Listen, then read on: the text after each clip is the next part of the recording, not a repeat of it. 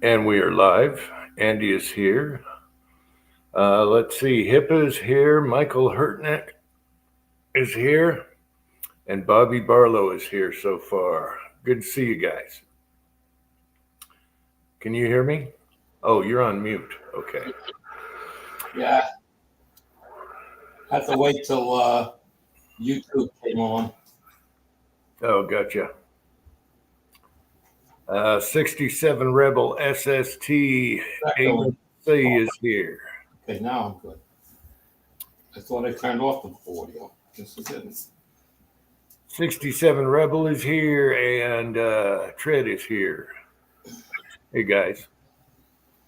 Vincent is here. He wants to pop in and say hi. Let's say hi to Vincent. Vincent.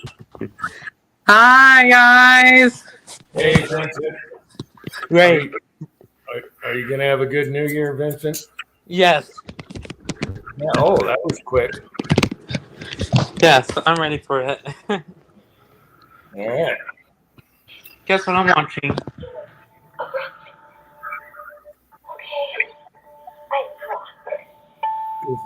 Vincent, is that your favorite horror movie? Yeah. No, it's not a horror movie. Oh. It's Camp Rock. It's what? Camp Rock. I don't know what that is. It's a movie from 2008, and it was filmed in 2007. I was born when it was filmed. Oh, okay. I know that movie because it's similar to Bodyguard: A New Beginning. The movie Bodyguard? Well, as a matter of fact, I have the DVD. Okay. How many people are they? Camp Rocks, okay. How many people are they, Uncle? Right there? Yeah. 4 people. 4 people? Dude, that's what. Dude, it was filmed in 2007. I was born. Okay. Looks like a high school movie or a camping movie. Yeah, it's a camping movie. One time at band camp. I don't know. I'm not going to the camp. I'm not going at the camp. Dude, you're going to camp for a rockin'. And, like, I'm watching Camp Rock. Okay. Well, thanks for dropping by. Well, thank you, Uncle. And we'll hope to see you next time, okay? Okay, Happy New Year, buddy. All right, you too. Bye-bye. See you next week, okay? Okay. All right. Bye. God bless. Let's see. MC is here. He almost got the shed done. 6-shooter Texans here. You know what, 6-shooter? I didn't eat. I was in the reloading room all day. I turn around and I'm half an hour away from a chat. Oh, yeah. That's dinner. And this is backup dinner. So thank you. James Pullard's here. Let me do another link if you guys want to come on here. I was just reloading some more 223, and then I took that rifle, and I said, you know, I neglected this rifle and haven't shot it forever and didn't clean it. So I put a different stock on it, and I'm going to do a little camo wrap. What else did I do? Oh, I put a mount so I can put a bipod on, you know, Atlas knockoff bipod. So should be able to shoot better this time. And those were all like 5-minute fix. Tactical Foot is here. Old One Guy is here. Jag One is here. Fuzzy is here. Hey guys, good to see you. So yeah, I turn around, boom, it's already getting dark. It's already dark out. Cold-hearted Bastard is here. So Yeah, 223 is fun. Andy was just telling me one of his loads was 4.3, 24.8. 24.8. Oh, I thought you said 3. Okay. 24.8 of Argot behind Hornady or AM score, 55 grains. But I have a 1 and 9 twist, so my rifle's a little different. Well, I didn't think these would shoot that great out of 1 and 7. Yeah, that's the low end, I think. That's the when you go 1 and 6, you're gone. And that made me very happy because they're cheap. They're both bullets. I love that. So I was very pleased. So I think we're going to have a better bench situation this time. I got a bipod, comfy, different stock on it.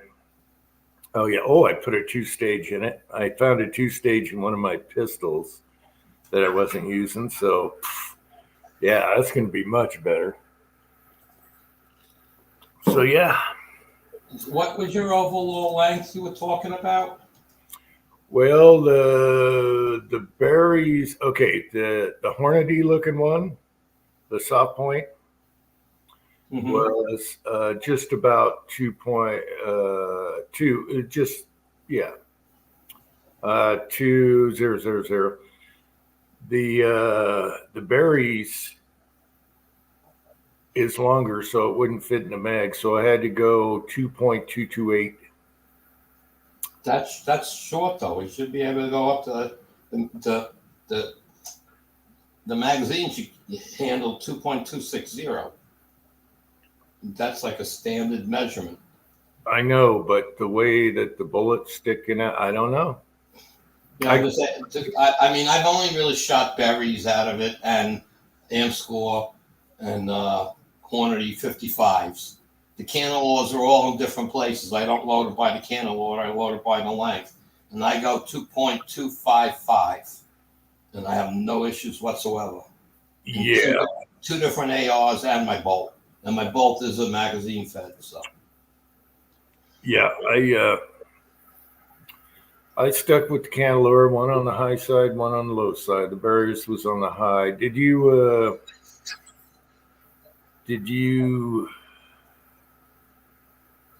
use the berries that are jacketed? Yes. And of course, I have my zinc that I shoot pretty close. Okay, but they're not plated. They're jacketed. Right, they're jacketed, the berries that I have. Exposed face, right? Mm-hmm. Yeah, those are good. Did you weigh those out? 53 and change. They're 55.3 grains. And every once in a while, you'll get one 55.4. I don't have to weigh them or nothing. I grab them and load them. Oh yeah, to me they're plinking, and if you can get a half-inch group or less, it's a plinking round. Give me a break. It's not though. I know. That's the whole what I'm saying. They made a really good bullet. It's consistent. And I don't find the weight seems to not make much of a difference. I mean, you can tell if you got a heavy one or you got a light one, it'll be high or low, but it's still in the group. Yep. James asks something. What did he say? Oh, he's saying hello. Oh. Let's see. Mark Thomas is here. With the shorter overall length like that, you're getting a bigger bullet jump though. So I don't know if that could be what your rifle likes. I don't know, but that's what it took to fit in the magazine. I checked an aluminum one also. 2.228, and I knew about the 6.0, and I thought, well, I'm plenty good. And then I thought, well, I better put one in the mag before I start seating them. Because I'm in New York, so I don't have 10-round mag. So I don't know if that is different. So even I have a 10-round mag that's like size of a 20-round. Yeah. And the same thing, 2.260, no issue. So I don't know. Yeah. Well, where it was hitting is when you're putting it in the mag, it hits the front lip. Oh, okay. You feel the ka-chunk, and you can make it, the bullets right on the face. And so I'm 2.227. Ozark is here. Yeah, bullet jump is okay. There's a lot of misnomers about the bullet jump because Tin Man has the 308 and he had a lot of bullet jump. Okay, the chamber, and it's shooting good. So he was worried about it at first. He got it from his grandfather or whatever. Tread, how you doing? I prefer them to feed, as long as they feed in the mag, but I prefer them not to hit the lands and feed in every gun. So I'm going to test it. That's it. I'm going to try different ARs and see what happens. No, this should be good. The twist rate's going to make a little change. That's all. Other than that, they should shoot the same. Yeah, well, I have 1 in 12, 1 in 7, 1 in 8. I don't think I have any 1 in 9s. I don't think your 1 in 12 will like the 55s though. Well, I got 45s for the 5.7. Okay. And Varmageddon, and we're gonna smack a squirrel with the Varmageddon with the Colt. We'll have to do it with iron sights, but it's more sporting for the squirrel that way. You're gonna enjoy the reloading for the 223. It's really fairly simple. I thought I wouldn't like it. The skinny shell. I like it. But you love 300 blackout, right? Yeah. Yeah, but except that it's a bigger bullet. It's got a bigger mouth. Yeah. Well, yeah, You can see down there easier. You brought something up in one of the videos about the pins issues. I have never had pins stuck in brass. And I don't know if it's because of the way I do it. I throw them in the Frankfurt Arsenal with the Frankfurt Arsenal pins and let it go to town for 2 hours. I dump it out into a bucket, fill with water. I rinse it till I get clean water so all the soap and dirt is out of it. And then under the water, I grab a handful of them and shake them, and all the pins come out. Yeah. Then I put them in. Then I put them in the crank tumbler after that. Okay, and spin whatever 100 at a time. Let's say I may 3 pins may come out, and then I dry them, and I take when I work on 223 and 300 blackout because I'm hand priming. I don't prime on press. I pick up the brass mouth down and I tap it on the desktop. And I've never had a pin come out of one. I've never had a pin until I mixed in those damn Frankfurt Arsenal. Those Arsenal pins are longer. Those are the ones I have, so. I tumble them out too. Tactical Fud is here and Floyd Hicks is here. Hey guys. But I spin all my brass. And I'm just saying, in the bucket, I shaken them in the water, and then I throw them in that manual tumbler. Okay. Yeah, you don't even have to do that. But I'm getting all the pins are left in my water bucket, and when I spin it, I only got a couple. Well, is your spinner enclosed? Yes. Okay, so you fill the spinner with water, you dump your brass in. I don't do it that way. I tried it that way, and I didn't like it. It gets all the pins out of there, and then I give it a couple rinses. So by that time, there is zero pins. Plus, then I give it air dry. That's what I'm doing. I air dry it at the end, and maybe 2 or 3 pins will be in the bottom. So I always have a habit before I prime it, tap it down. But see, I deprimed them. I deprime with a universal decapper, and then I clean them. So yep, I'm not so much worried about the pin. Yeah, when my original pins, because I had a homemade tumbler, and then we found the big Frankfurt Arsenal brand new for $50 from someone selling it locally. Mm-hmm. And so I bought that, and I dumped the pins and mixed them. Oh man! That must have hurt. And Thorzak said the same thing. He mixed the pins and put the Frankfurts in there, and he started seeing pins again, and he checked them all. I'm too cheap, so I'm just going to deal with it. I don't deal again when I process my brass at the end of the season. So if I had an active season, I could have 5,000 rounds of 223 that I'm cleaning, working on over the winter. Okay, and so I work in large quantities. I mean, the only thing I do is a lot of the brass after I come home from the range is just deprime it. So and then throw them back in the bucket, waiting for the quantity before I do anything else. Yeah, I do it in the summertime and forgot to do it this year, but I run 2 tumblers. I have a big homemade and a big. Yeah, I have two Frankfurts. I have the big one, the small one, and then I have that other brand, that blue tank one that they stopped making that only opens on one end. I have 2 of those. I bought with this first one. I was $99. The second one, I think it was Midway, so the clearance, getting rid of them, $69 for the big one. And so I got one of those still in the box just in case. I got redundancy up the kazoo. Okay, Chessboard is here, and Patriot Paul is here, and Tread is in the background here. How you doing, Tread? I'm still here. I was fixing me some chicken fingers. Sugar fingers.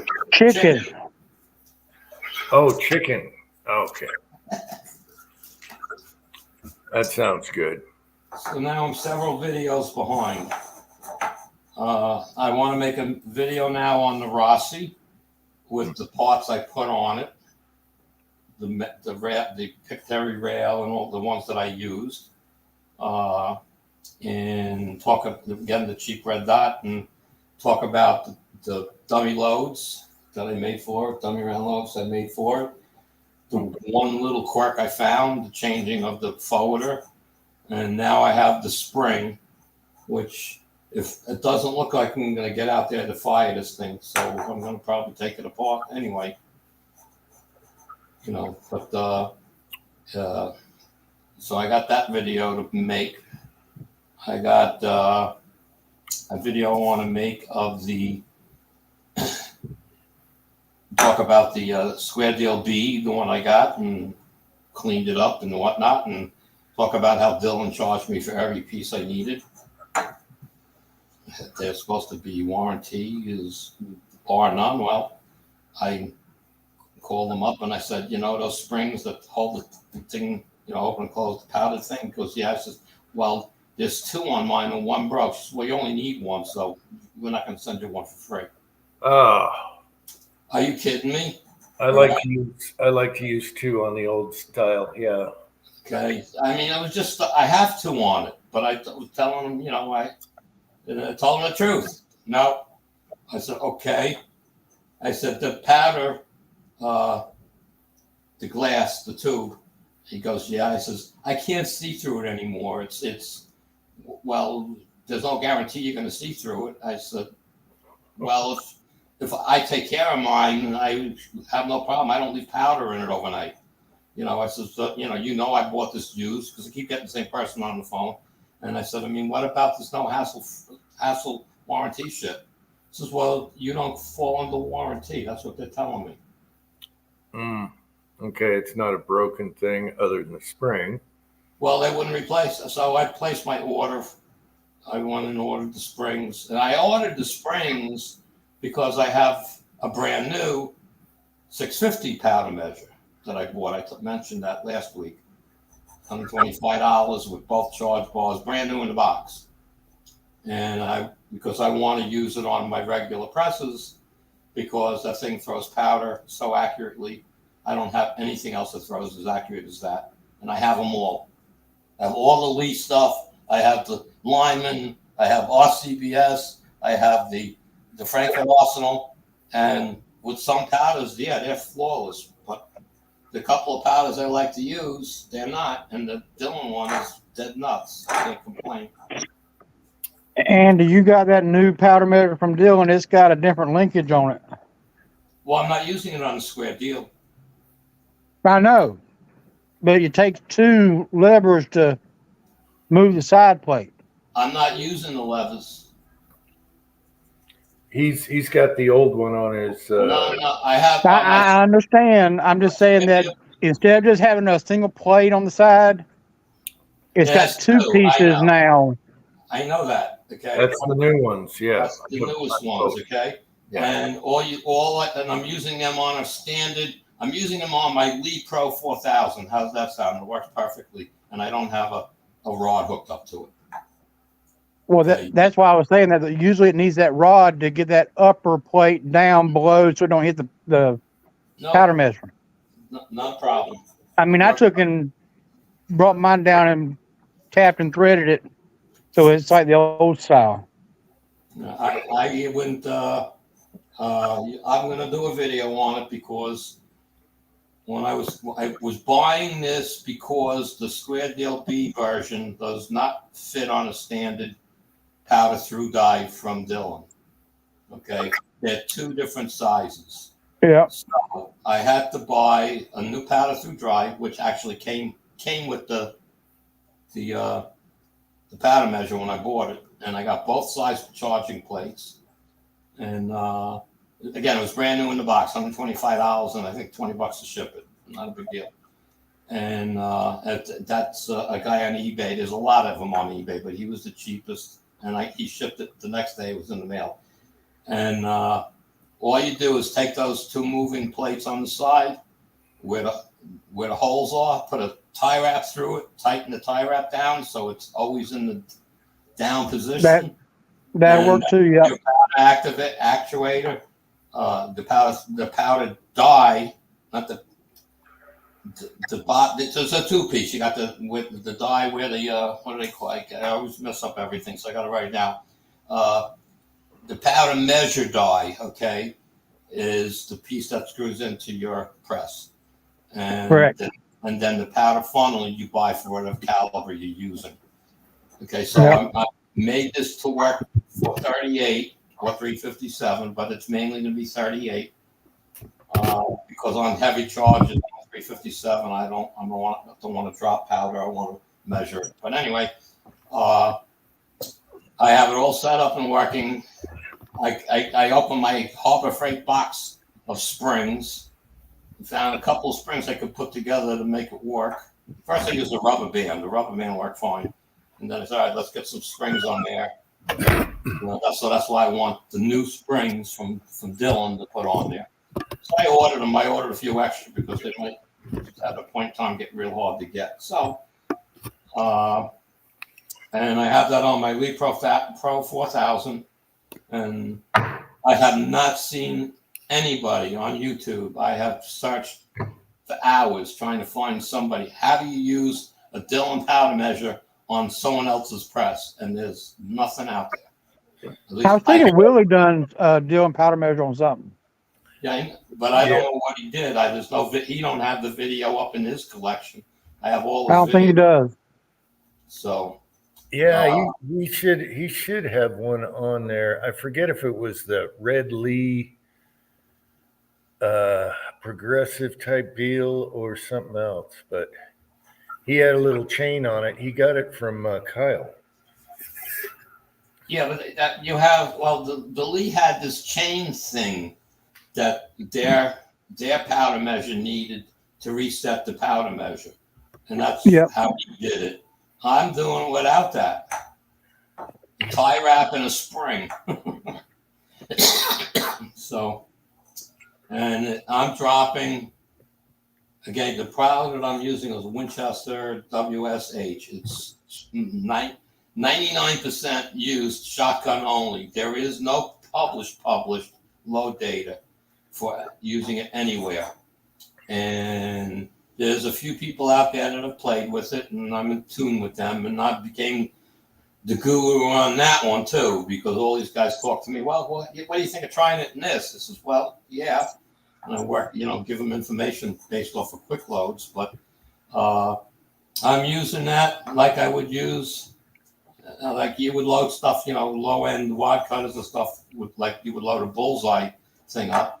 I'm doing 3.3 grains behind 158 grain semi-watt cutter and a 38. And out of my revolver, dead nuts accurate with that. But I couldn't get a powder measure to drop my 3.3 grains. It would be 3.4, 3.24. It was all over the place. And so when I got to Dillon Square D, the first thing I was doing was playing with that powder. And I was dropping 3.3, 3.34, 3.288. So it was like a half a grain plus or minus, which, I mean, point five. I mean, 0.05 is the difference. And I can't believe it's the only powder measure I have that will actually drop that powder. And so that's why I bought the second one. So now my Pro 4000 is strictly set up for 38. My Square Dale B is strictly 9mm. That's how I bought it, as a 9mm setup. And my old Lee Pro 1000, which is only a 3-stage, is going to be for my 357 because I actually dump the powder before I put them on the press. So I just manually feed one in, pull the handle, put another one in, pull the handle. After 3 times, bullets are falling out. So they're just all measured with powder because it's a hotter load. And it's working great. I mean, I just, no videos out there. I can't believe no one's actually put videos out there putting a Dillon on your press, on a non-Dillon press. They do it the other way around. They put the Lee thrower on. Yeah. William Gainley is here, and who did I miss? Cold Hearted Bastard 69 is here. Michael Dunn is here. William Gainley, 3 grains in 223. Oof. That's 3 grains of what? Tight group. That's a little low. That's yeah. I'm running in tight group. It would be about 3.8 to 4 grains, equivalent to what a powder I'm using.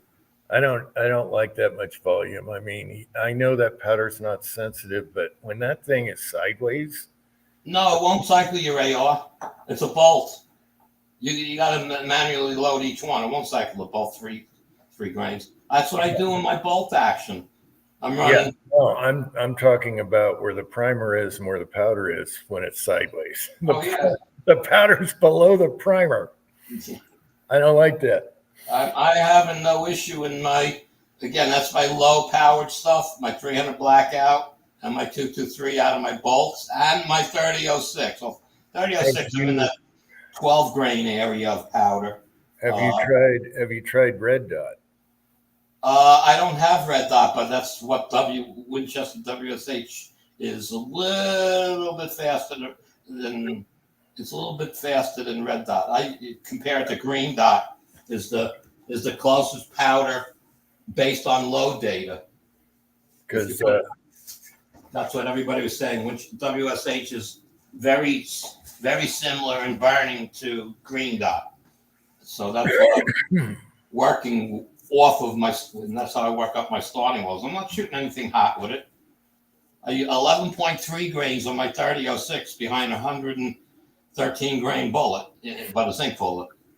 180 grain bullet in zinc. Okay, so in zinc it's 113 grains.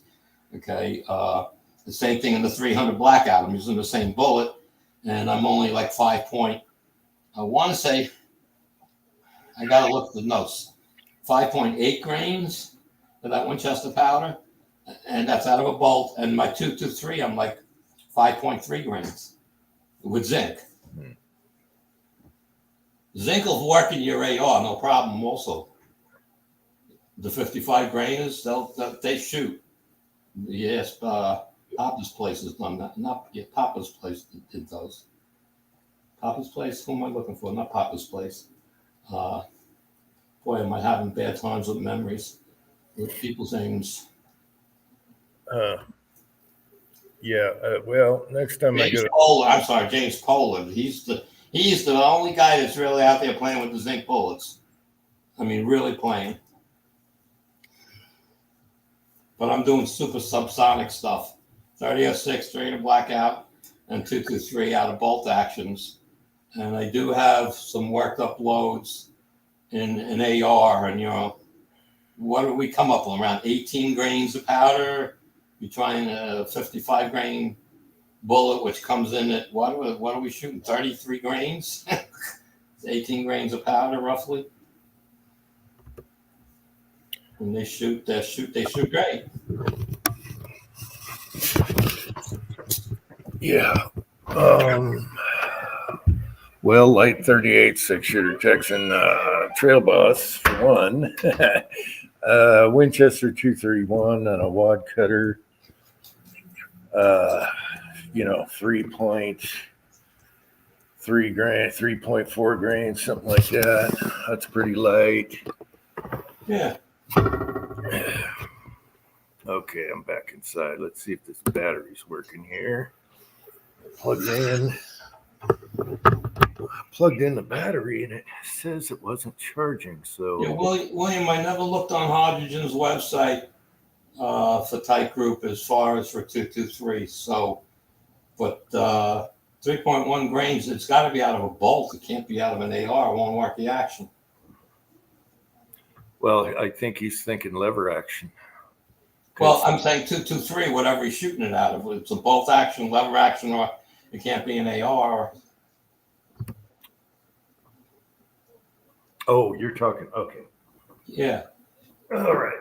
We're jumping around here. Garage guy is here. She ain't getting a trail bus. I'm sure you, from the Cowboy Action guys, you got some tips on slicking up that Marlin. You can start with the mainspring. Just get the reduced power. That'll slick it up. And a little lighter on the trigger, too. And you won't really get light strikes unless it's used for like a long time. And then you can just put a little shim washer in between. The springs are six springs for $7.99. I just got them delivered today. Oh, you're talking the Rossi. Yeah. Yeah, hopefully those work out for you. I just used one out of my house, Yeah. But it's a big difference on the ejection, and it smooths up the feeding too. I'm telling you, I filled the tube, 12 semi-wide cutters, dummy loads, 38s. Filled it up. Got real hard to get the 12th one in, but I use a push stick to push it in. And I just did a normal lever down up, and it was hitting the ceiling. It's a 9-foot ceiling. So it really throws those bullets. So I can't wait to change that spring. Ricky, I could give you the part number to that spring because I robbed one out of my 22 lever action, and I was going to put it in. So let me grab that. I'm really happy with it. I'm glad I got the stainless steel.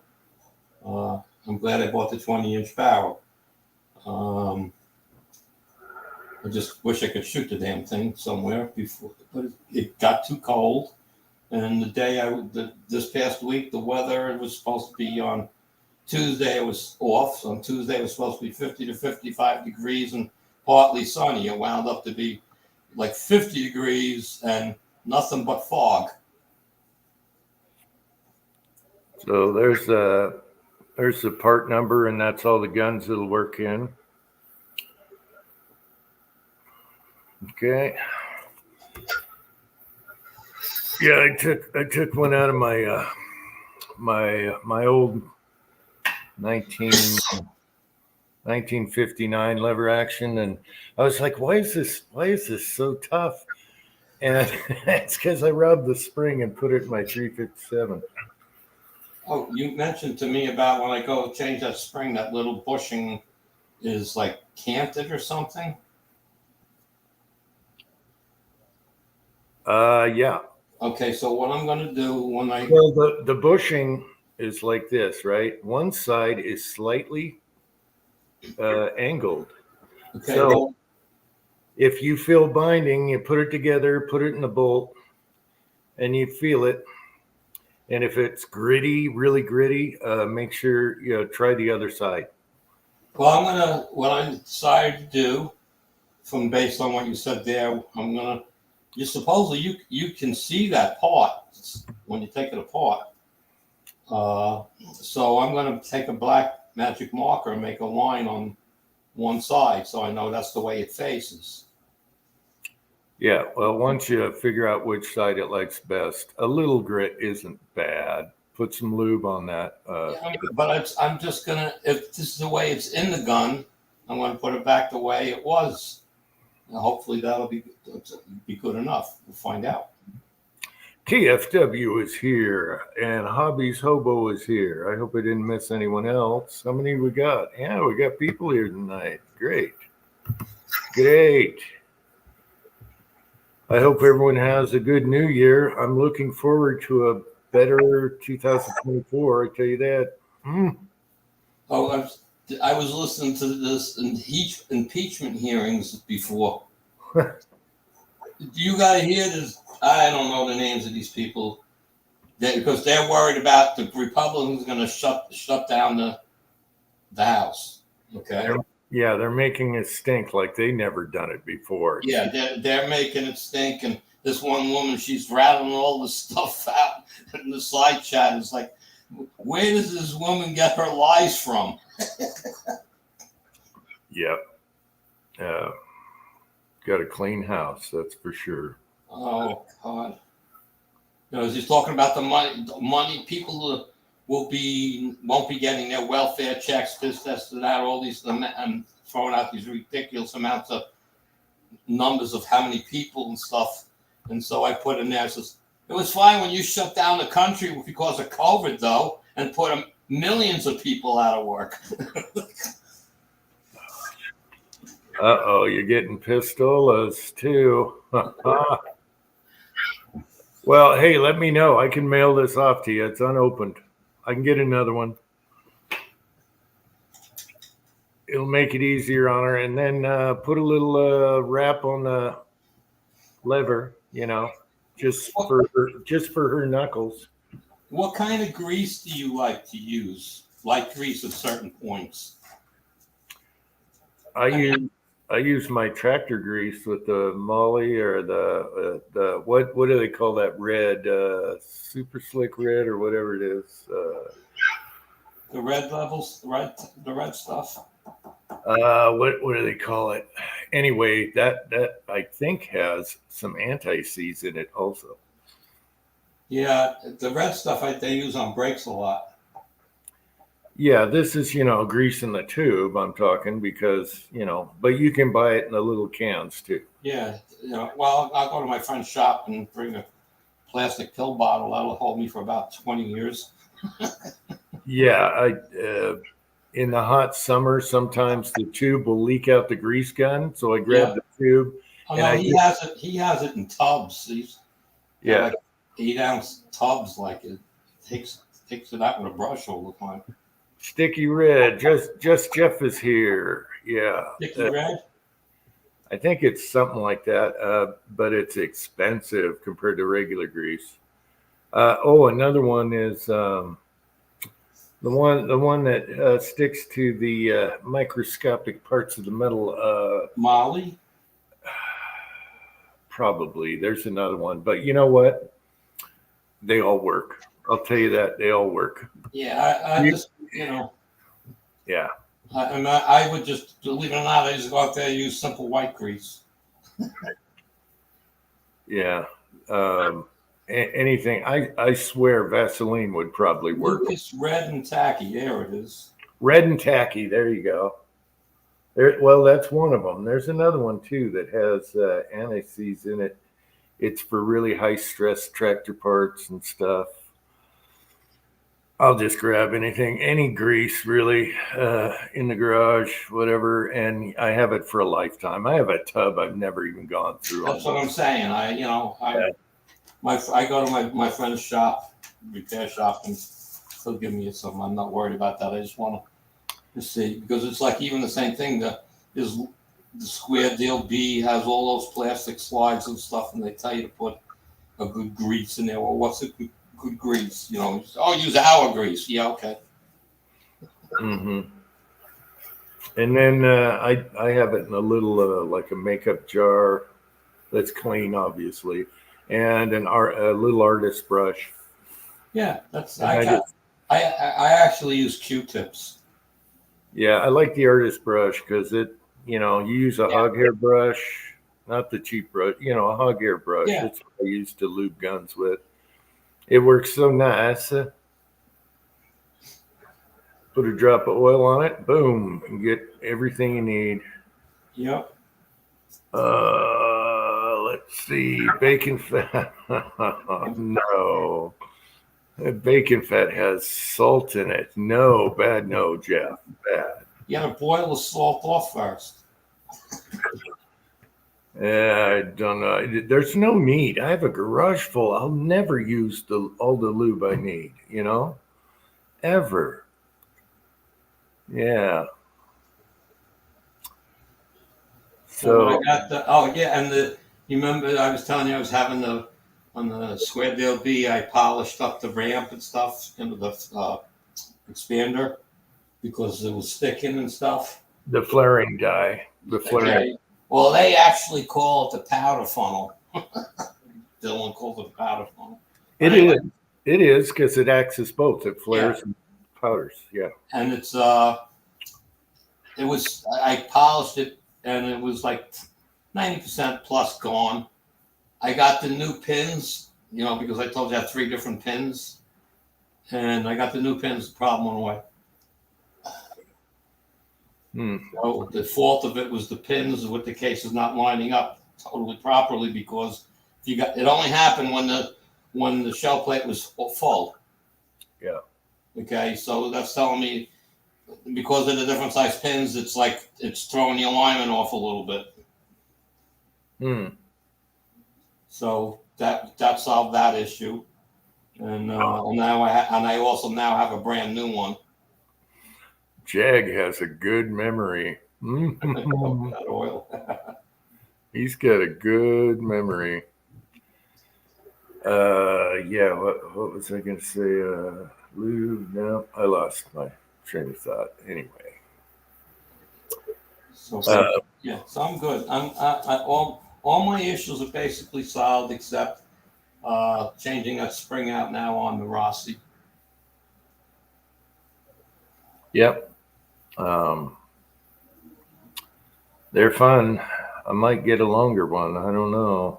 Or another 357. But I already have that. I don't know. They're fun. I like both the Rossi and the Marlins. So the Rossis are really smooth, though.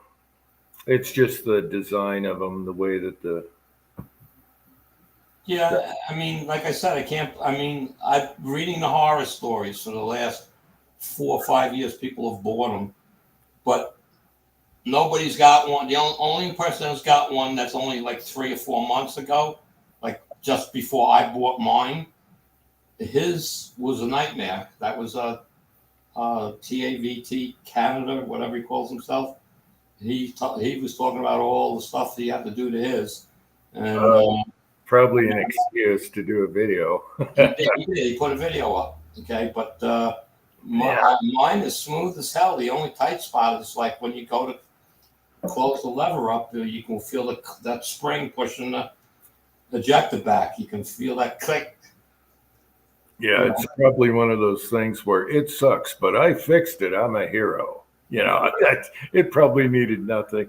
He took it all apart and showed everything he did to it. I know they had a few stints. One was a long time ago, and another one was during they were making all the Taurus pistols, and they had no time to do levers, and they rushed a few out. But I think all in all the ones I've seen, Taco has a ton of them. He brought a bunch over. All the ones I've seen have been really perfect. Yeah, it's a handful of people that saw it online. Just want to be aware of things. I mean, I'm going to wind up taking it apart anyway to change out one spring to lighten that up a little bit. And, and otherwise, I'm feeding everything in that gun A 357 with a wad cutter will feed, but a 38 won't. I have to use a semi-wad cutter. That's weird. Well, the case is longer, so it's going into the chamber sooner. Yeah, that's weird though, because I can feed brass in all my levers, just plain brass, any Yeah, size, both the long and short versions. The only thing regular wad cutter. I can't seem to get it to chamber, but I haven't. I only tried that once and walked away from them because they wouldn't load. I said, that's all right. I don't need to use that. I got plenty of semi-wide cutters. No big deal. So I'm not worried about that side of it. Semi-wide cutter. And then I added the new Type 3 wide cutter. They chamber no problem. So, which is probably what I'm going to shoot mostly out of that because they chamber real easy. They're real nice to load. It's a nice bullet. And in zinc, it's what did it come out to? I forget what the weight was. I don't have my card up here. I can figure it out once quick enough though. 1 second. 158 times 0.61. Yeah, 96 grains. 158 grain in lead is 96 grains in zinc. So you want to talk about a low powder charge to make them fly.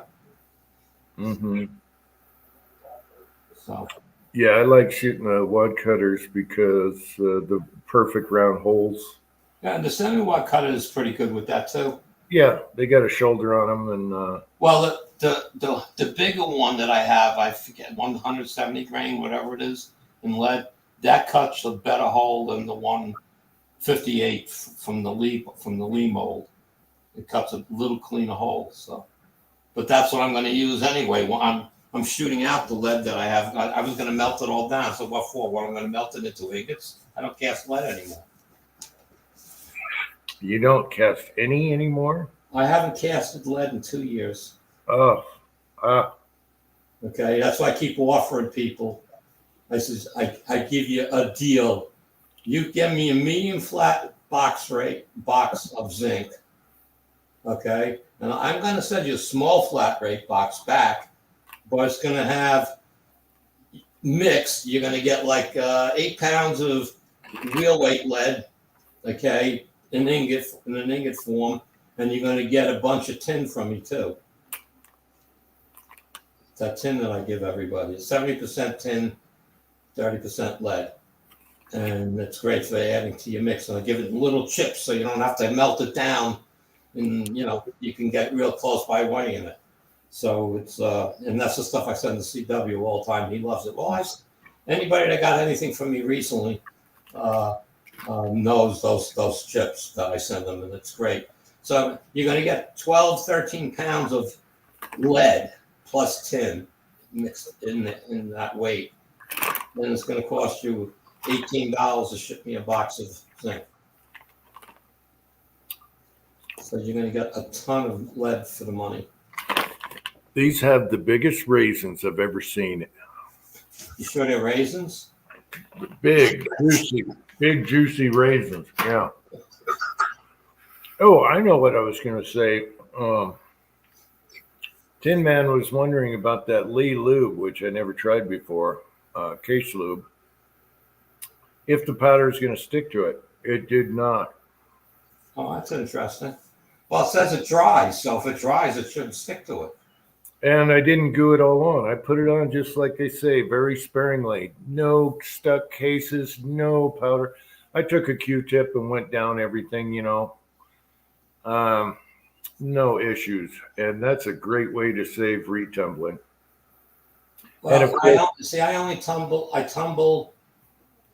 It's just a quick wet tumble to my rifle brass. Then I usually, at that point, decap them. Okay.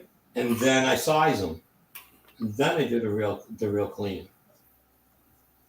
6-shooter Texas says, how many pounds fit in a medium flat rate box? Are you talking zinc or lead? Zinc is about 40 pounds.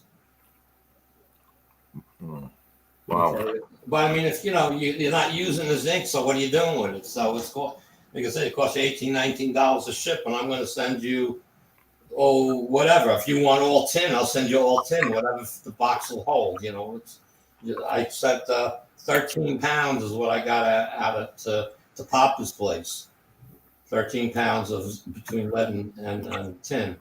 So, what's it worth to you? I mean, that's $18. Can you buy 13 pounds of lead already cleaned and cast for $18? I don't know. I'm just asking the question. Okay. And at the same time, you say, I want to try some zinc bullets. Okay, I'll put, you tell me what you want to try. I'll send those zinc bullets as well as with the lead in the box. So the tin is the idea. If you need the tin to thin out your lead, go buy tin. It's $30 a pound. PC Bullet Empire is here. Hey, Timothy. Hey. Timothy, do you still have your Rossi revolver they wanted back?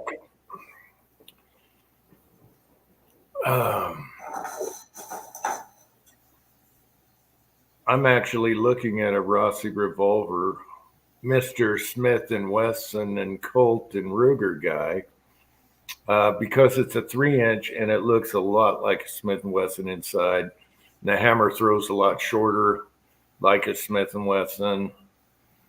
So I'm looking at their 3-inch 357 just because I let the Smith get by me a few times, the Model 13 round butt.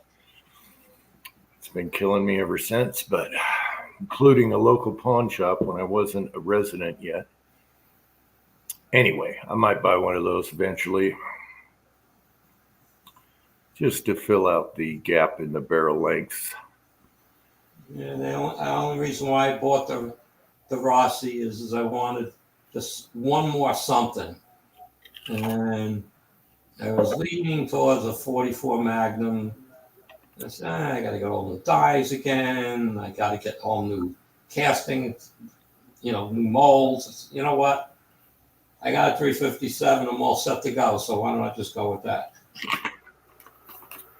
Levers are addictive, especially when you put a can on them. They don't have any action noise. I love them. Actually, on my bench, I got 4 of them sitting out right now, 3 or 4 of them. I can't have a can here in New York, so. Yeah. They're really quiet. So. They're just fun. There's something about the mechanism. I don't know. I'll probably get some other caliber too, but then I'd have to get dies and I'd run out of turret space and blah, blah, blah, trimmer space and 4570 or something. I don't know. 3030. Yeah. If I see a beater somewhere at a shop that's cheap, I'll pick it up. I don't care which one it is, Marlin or Rossi. Yeah, New York became just such a nightmare right now. We can't buy a semi-automatic rifle of any caliber unless you have a pistol permit. How's that sound? That's what I went through with my Ruger PC when I sent it back to Ruger. I had to get put it on my pistol permit or I couldn't get it back. Yeah, I'd go nuts if I couldn't just go down, pick it up right there on the spot. That'd drive me nuts. So, I mean, that's what I lean me towards a lever action just to get one more something. And it's like, I was looking at the different things, I can't. I don't want to put it on a pistol permit. The only way for me to go out and get it is to go out of state and buy one. Yeah. And it's okay to bring it back because it's I wouldn't know anything. Yeah, I'd do that. I'd cross the border as long as New York's fine with that. Hell yeah. They wouldn't know when I bought it. They wouldn't have no clue when I bought it, so it doesn't matter. But it just It's just New York. I mean, they're talking about it all over on all these these 2A groups and stuff about New York. And it's like, I said, well, my biggest thing is the Supreme Court already told them no, and they said, yeah, screw you. So nothing's happening? Uh-oh. We got Tin Man here. Uh-oh is right. Hey, Merry Christmas. What's going on, fellas? Merry Christmas. Happy New Year. How's it going? I want to go to bed.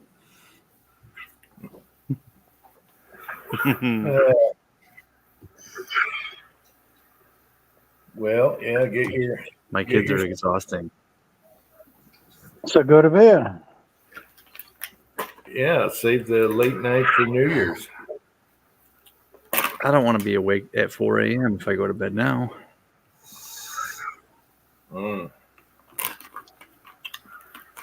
I got up, had a cup of coffee, and said, I want to load 223. And that's what I did all day, is just play around with 223 stuff. Yeah, Patriot Paul, I was just before the live chat, I was watching one of the 2A channels. They were talking about Illinois, and they had the sheriff, the chief, whoever, the big wig sheriff, saying, we're not honoring that law. Yeah. We're not making, there's no reason for you to have that thing registered or whatever the law is. And it says, so you can have them all you want. We're not doing anything unless you're involved in a crime with it. Then we're going to use everything we can to prosecute you. Yeah. But he said, but that is not your average gun owner isn't going to fall into that category. Yeah, I'm proud of Illinois for not complying. So many people are not complying. Yeah, that's what they're saying. They're not complying. That's how we solve this stuff. Not comply nationwide. So sheriffs are cool anyway. Sheriffs are just like us. Well, out here and where I live, they're not. They're not. Well, they might be city sheriffs. But normally a sheriff is your neighbor. I mean, these guys out here, because I was talking, I talked to a lot of them. I used to be quite close with quite a few of them. And, especially after my Ruger PC bullshit. And he goes, yeah, he says, but you really had no choice because the gun store won't release it to you. I says, yeah, but I didn't buy it. I said, I bought it years ago. I said, it's just that I have to check it into him to send it back to Ruger. Okay. And for me to get it back, I have to put it on my pistol permit. I knew that kind of up front when I brought it in. He told me that. It was a surprise. And he says, yeah, that ain't right. You shouldn't have had to do that because you own the gun. He says, yeah, but once you sign it into the gun store, they own it. Mario is here. Hey, Mario. Hey. I liked your reply, Mario. Made me warm and fuzzy inside.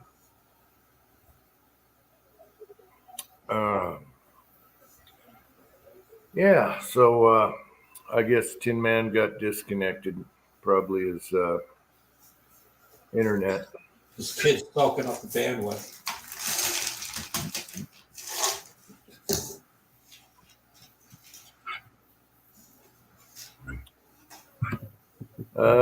Well, cold-hearted bastard, you're gonna have to wait till he comes back.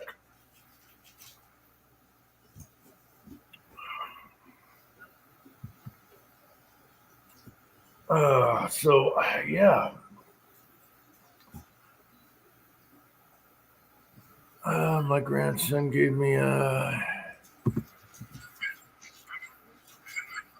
Oh no. Oh, that sucks.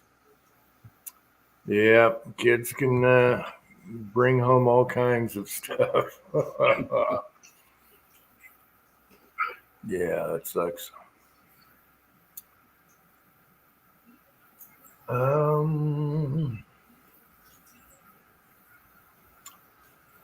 Anyway, man, what else is up? Yeah, Fuzz, tell them that when they're locking you up. Yeah, that's the problem is the feds really. Well, there's some states, but feds are a big problem right now. They need to be shrunk. All the government needs to be shrunk down. And when they start arming the IRS, that's a wake up call. So The biggest thing that they're doing right now is they're making sure that all these illegal immigrants have the right to vote. that's a bunch of BS. So you want to talk about the Constitution being ignored? There you go. Why is my plug-in not working? I'm going to switch plug-ins. Hang on a second here. Stop the camera so you don't look at my plumber's butt. What is going on here?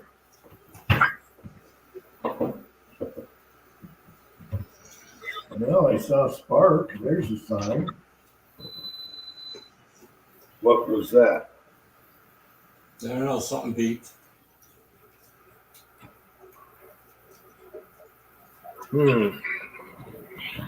Could be an oven or something. Let's see if I'm getting power now. Oh, you're live. I don't know what's going on. Okay.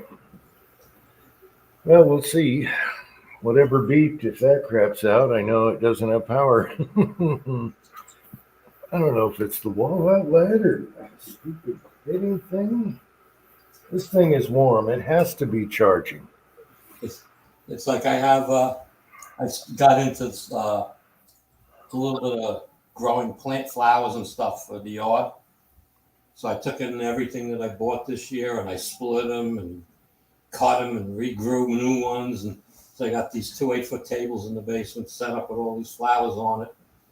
And I had to buy these grow lights. I cheap it out. Amazon, shine the crap, but Amazon. And they're all working great. All of a sudden I come home the other day and one of them's not lit. And I go, what the hell's going on with this? And it's a USB plug that they give you to plug into the wall, and there's USB cable. I go, I don't understand this. And so I left it on. It was late at night. So the next day I went down and looked at it. The USB adapter was melted. Oh, wow. All right. So now I pull out the paperwork from the thing that says it draws 3 amps, and the thing they gave us was 1.8 amps. So I pulled one. I have a charge. I have a bunch of chargers. The company I work for, we used to get cell phone stuff in and recover it and resell it. And I got these 5 amperes. And I plugged it in. Ding! Lights are on and brighter than they ever were. Did you get the LED grow lights? Yeah, I got the LED grow lights with adjustable brightness and output colors. Yeah, I got one for my wife to do starts, and we haven't even taken it out of the box yet. That was last. I got 2 of them have like spider arms on them. Have 5 lights on each arm, total 5 arms. Oh, okay. This is just like a box that does 3-foot area. And then I bought a bigger one that has 3 heads on it that you could, if they were the size of the head that's on it, when I was building the LED lights, it would give me 1,500 lumens out of that thing. It's so bright, it's ridiculous. But these are made specifically for the grow lights, and they're bright as hell, and they really light up. But that was $69, and I'm happy with that one over the other 2. But I have a bunch of seed starter things I bought out of China, and because I got a lot of seeds from some of the flowers I had, and so come the end of January, beginning of February, I'm going to hook them up because they have their own lights in them and stuff, the incubator type things, and got 5 of those to fill up with seeds, 12 pockets in each one. Can have flowers all over the place, I hope. So far, the stuff I took in, the cuttings that I took, I have about 8 of them that just didn't grow, and everything else grew, and any full-size plants that I potted were thriving. So I'm doing it, and I'm only in the basement. this time of year, it's 60 degrees, 62 degrees, and they're doing fine. Yeah, I thought about growing like lettuce and stuff, in the wintertime. Yeah, you can do it. It's warm in the furnace room, so, and then you got your light, and thought about doing that. I should. Yeah, and you can. It's very easy to build a greenhouse, like a cover for it, like on a table. You buy clear shower curtains, and then you just make a frame and put that over it, and put it on with tie wraps if you want, or they make special tape that you use and stuff. And you can make it like a little greenhouse, so it keeps the moisture in it. Yeah. And it's clear enough. You can. They said that from watching a few videos, they said it's clear enough that your grow lights can be outside of it, just close to it. So okay. I bought the stuff. I didn't make one yet. Because I have all these, those shoe racks and stuff you buy for the behind your door, all the metal rods and stuff. I have so much of that stuff when the plastic's broke and stuff. I never threw away the tubing. So and I found plastic PVC pipe that I can use as connectors to put the tubes together. So I was going to build one, and I just never did it. I can't save all that crap. I always save tubing and stuff like that. You're always needing it, whether it's aluminum, plastic, whatever. Always, yeah. So it's I just didn't build one because the plants were doing so good. I said, let me see what happens. All the plants are growing. Like I said, only things that didn't work was some of the cuttings I did. They didn't root, and I used the rooting agents and all that stuff. It's funny. I did 10 of them rooted in soil, and 10 of them rooted in water.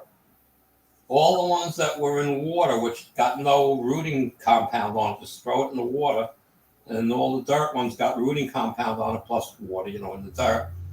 And only half of the ones in the dirt survived and grew, and everything that was in the water grew. And then after transplanting them into dirt, I lost 2 after a couple of weeks. They just didn't like the dirt or something. So I started out with 3 plants. I got 30 of them or 40 of them right downstairs right now. Huh. Yeah. Yeah, we should grow stuff in the windows also. We were doing peppers and different things because we get sun all year round. Even in the wintertime, it's hot in the window. The sun is right there. And there was some old potatoes on the counter. I thought, let's throw them in a bucket and see if we can grow them in the window. Oh, there's Brokloader right when I said that. Look at his quest. Look what he said. Let's see, Garden Channel. We need Garden Buddy. Yeah. So Brokloader, I have some potatoes on the counter that are growing spuds or whatever. I was going to dump them in a big bucket and throw them in the window. See if they grow. Potatoes don't need that much sun, I wouldn't think, but we get a lot. So, I shut the shades every night, but then it's warm at night. So, yeah. Make use of those windows.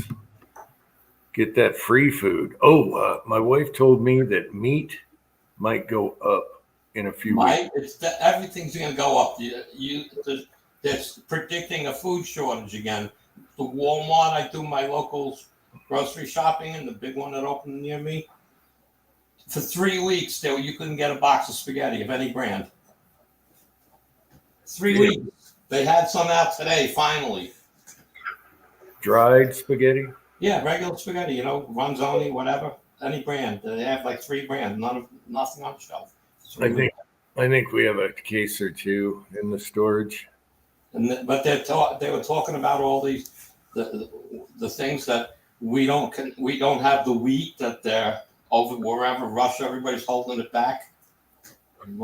Why do we need Russia for wheat? We were selling our surplus before. Yeah, well, not anymore. We don't have it. We have bad seasons. So all of a sudden we can't grow our own stuff. Look at that. Yeah, the puppet master's a bad boy, whoever that puppet master is, because he's really screwing.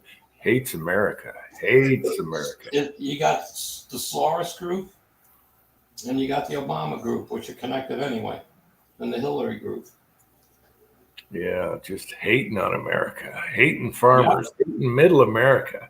What do they call us? The flyover states, the useless states you don't need. Yeah, try that when those are gone. Yeah. See how you like it. Oh, well. Yeah, grow your own food and have plenty of food storage, people. Meat, if you want beef or something, it's going to be a little tough. But there's always deer. I'm stocking up on my meat. I got a nice big freezer. So I'm buying the stuff, putting it in vacuum bags, dating it, and I use it in order. And I have a stash, so now if I use a steak, I buy 2 more steaks next week. That's all. Yeah, I told her, well, maybe we go down to the butcher and get a bunch of frozen meat. Just in case. We got one of those big old school freezers. So, I don't know. We'll see. 2024, baby. Bring it on. It's going to be nuts. There you go, 6-shooter. All right. You're back. Was it internet or what?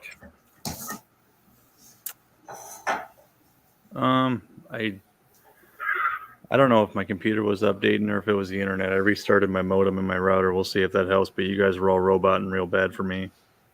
Oh, But I know. And I cleared my cookies on my Chrome or whatever on my computer. That freed up like 400 megabytes worth of crap right there. I had to sign into all my stuff again, though. Get a program. Let me tell you what you get. Hold on. It's free. I'm just trying to remember the name, but I don't even think about it anymore. CC Cleaner. Install that on your computer. Is that for cookies or what? It gets rid of all your cache and all the cookies, and it won't leave you having to. You can tell it what to clear and not clear, so you don't have to clear your passwords and stuff. And I use something called. It's free also for your browser. It's called LastPass. And you create an account, and when you log onto a website that it doesn't have in its listing for you, it says, "Do you want me to add this?" And so you type your password in and stuff, and it adds it. So next time, it automatically fills it. Nice. I'll have to check that out. Thanks, Andy. Yeah, LastPass, it's free. I've been using it for years. And CC Cleaner, it's free, and you just push a button, clean. And you can go in and clean your registry too with it, registry cleaner. And I have never had an issue with it in years and years and years. And not just my computers, we use it at work too. Nice. Fuzzy, that's what beef jerky's for. I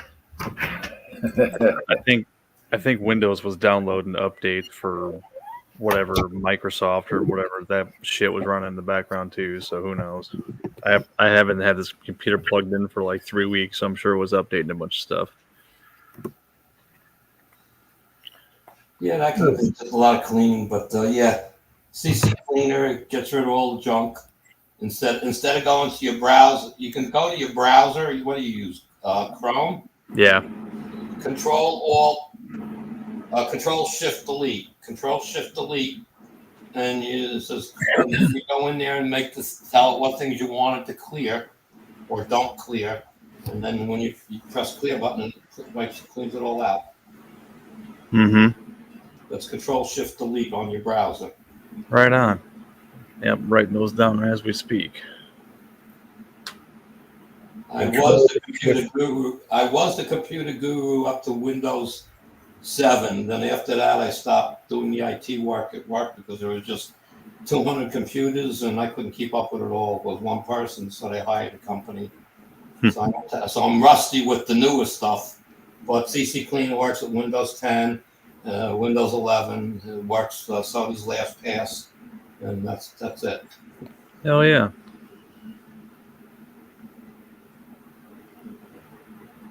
We're going to be doing a video on this Coming soon. A piece of wood. Well, kinda. Should be interesting. Maybe tomorrow. I don't know. I was supposed to blow up milk jugs today because it was too windy With your 223? with the soft point just to see. Yeah, Did you see his video, Tin Man? I did. Got lucky. You picked I told you, my sweet spot for target was 24.8 with 55 grain bullet and a 1-9 twist. In my bolt and my AR, 2 ARs. One AR is a 20-inch. It's also 1-9 twist, though. And my 16-inch is 1-9 twist. And they both, I got a little more velocity out of the 20-inch, but they both shot lights out with the same bullet. So Yeah, I need to bring the chrono out and see what they're doing. Yeah, so after you shoot a zinc bullet, you don't need your chronograph. I'll be doing 24, 24.5 and 5 and 5.5. And maybe I'll chrono some of that, just see what's going on. I'll give you zinc and you put 19 grains of, I forgot the powder that, Red dot. No. James Powell's got something, 18.9 grains. I got the powder, and those things are honking. H335 is what James always uses. Oh, I don't know if that's what he used no, I think he used something else for the zinc. I don't think James uses any other powder but H335. He's out there. He'll respond. I think that's what Preacher likes. No, Preacher likes 3031. Oh, 3031, yeah. 3031. I'm just looking down my 3031. Yeah, that's what I have. I have a steel can of that. Tin Man, I picked up a good haul. I picked up a square deal B set up for 9mm complete for $250, and I bought for $240 18 pounds of powder.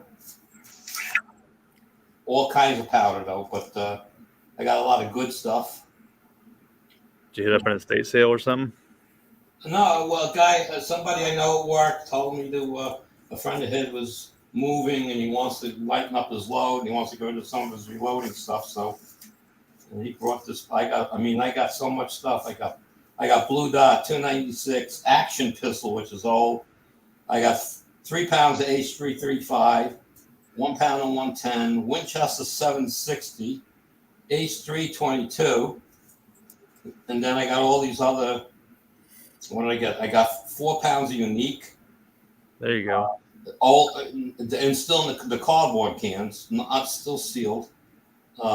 Unique 2 pounds, BLC 2 1 pound. Those are full cans. For $240.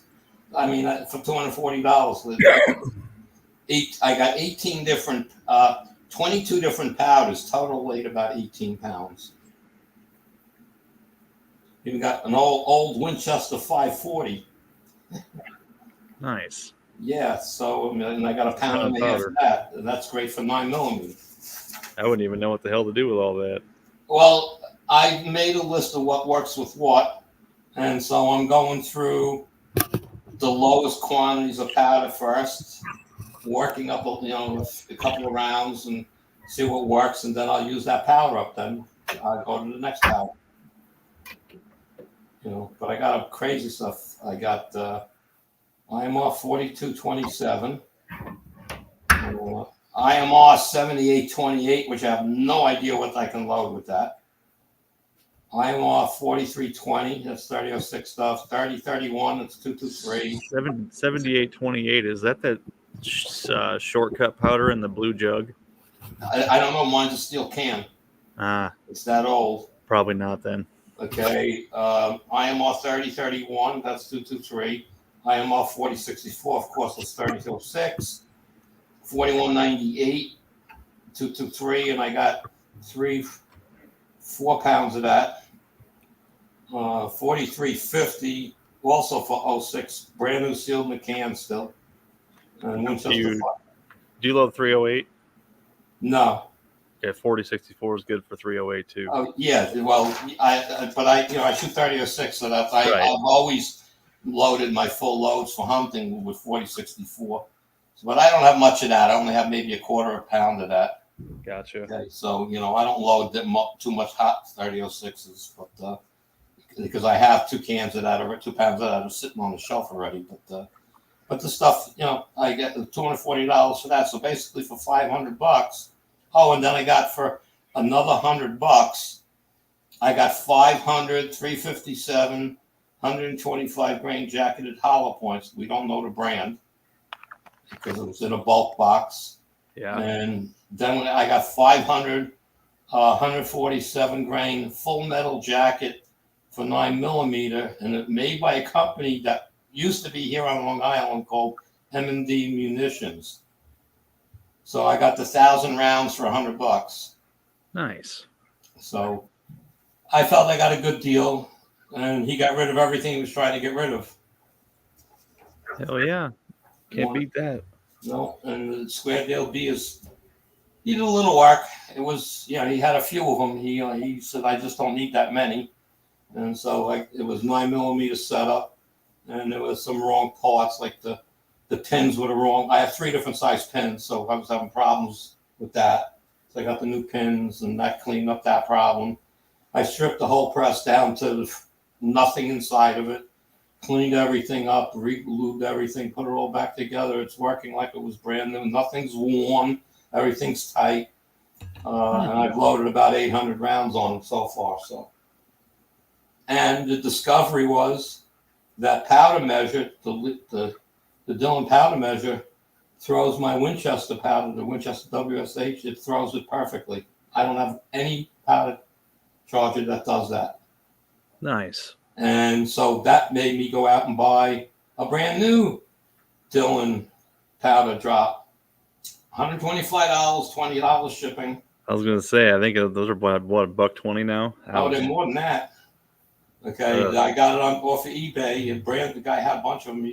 People would say it's definitely brand new. It comes in the box. Everybody was. I grabbed one, and it was 5 days later. It was at my door, and definitely brand new. I feel like those used to be $90 like 2-3 years ago. That sucks. Yeah. Well, it's $1.25 and $20 a shipment, but it came with the largest small charge bar and the what I'm not used to, the powder measure die, which is your powder funnel goes into. But anyway, so I set that up on our Pro 4000. There you go. And I got no linkage controlling it, just a spring. And I'm loading 38. I set that up to load 38 only. 38 357, but 38 specifically set up for 38 for my Rossi 92. And yesterday was really the first day I started pumping out some rounds because the powder measure drops that accurately with that powder. And so I'm very happy with that. And then Alpha Dynamics makes one of those things that goes on the powder adjustment bolt, but they make one that has it has ball bearings in it, so it clicks into position. Oh, that's cool. D10. It's $25, and it's all aluminum. It's not a piece of plastic or anything. I got one from Papa's place. He made me one, and I think you were here tonight. He mentioned he could make me one, but anyway, he made me one. I have that on the Square D. It works. Okay, but the other one with the indentation clicks is much more accurate. Oh yeah. Okay, but I got that thing dialed in. The one on my 9's dialed in too. I mean, this thing works. There's no question about it. And I got that dialed in for. Again, I'm using that oddball Winchester powder, and it drops it perfectly. Nothing I have will drop it. I've tried, so I was always using my IntelliDroppers to charge my cases. Yeah. So now I can blow like a real person again with that powder.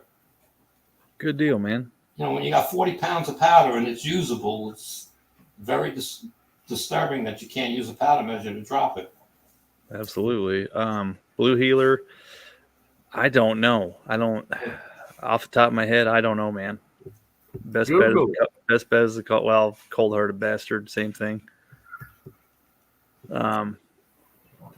Yeah, I off the top of my head, I really don't know. I got a buddy that's a sheriff. I can probably ask him. But best bet would be to call a deputy or a sheriff and see what they say.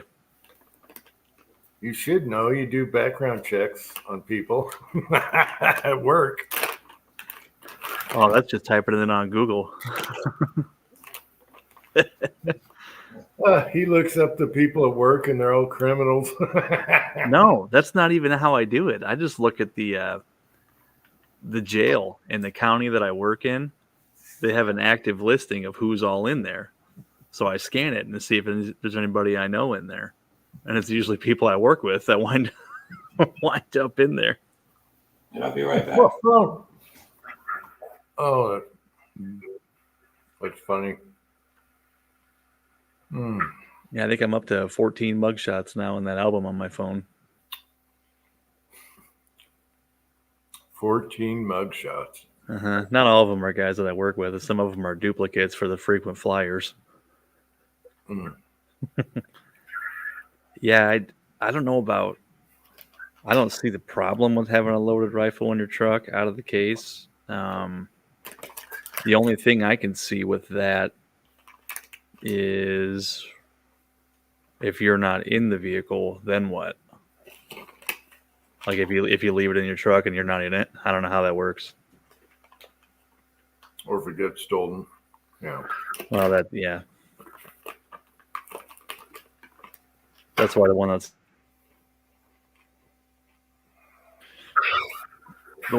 usually riding in my glove box is a cheapo that I don't really care if it gets stolen.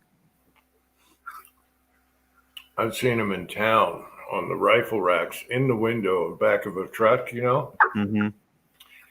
And I'm parked at a store, and I'm like, this guy didn't lock his door. And I'm watching. It's like nobody cares. Nope.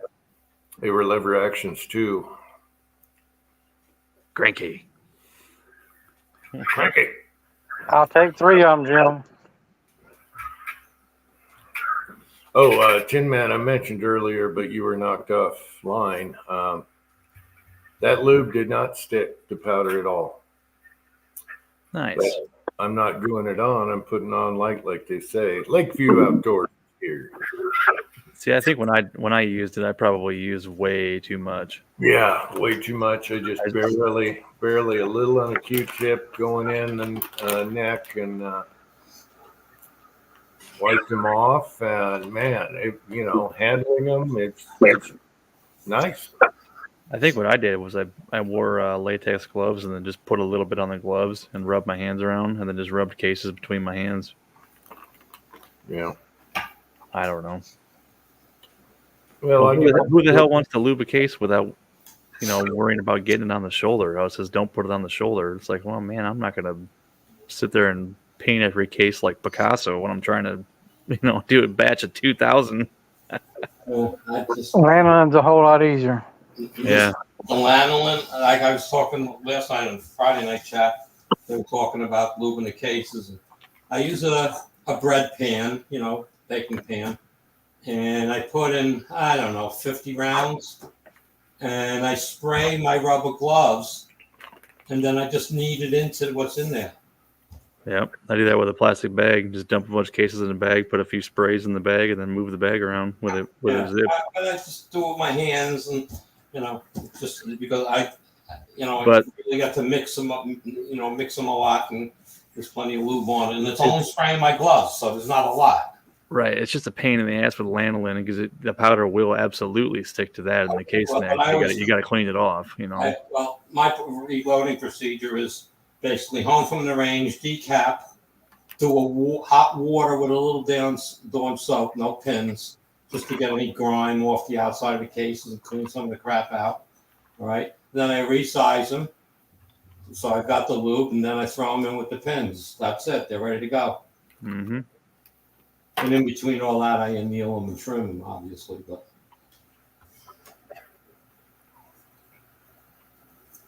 you had a good point, Jim, man. If it was gooey, you could just spray some alcohol on them, shake them around in a little container, and boom, they evaporate. You can back to loading. Mm-hmm. but I didn't have to do that, so that was pretty good. That was the least sticky lube I've used. I think Curtis kind of does the same thing with that we do with the lanolin. I think he cuts his leak case lube with alcohol. I don't know what his ratio is, but that's how he puts it on. He just sprays it. We talked about it like a while ago. I can't remember exactly what he told me.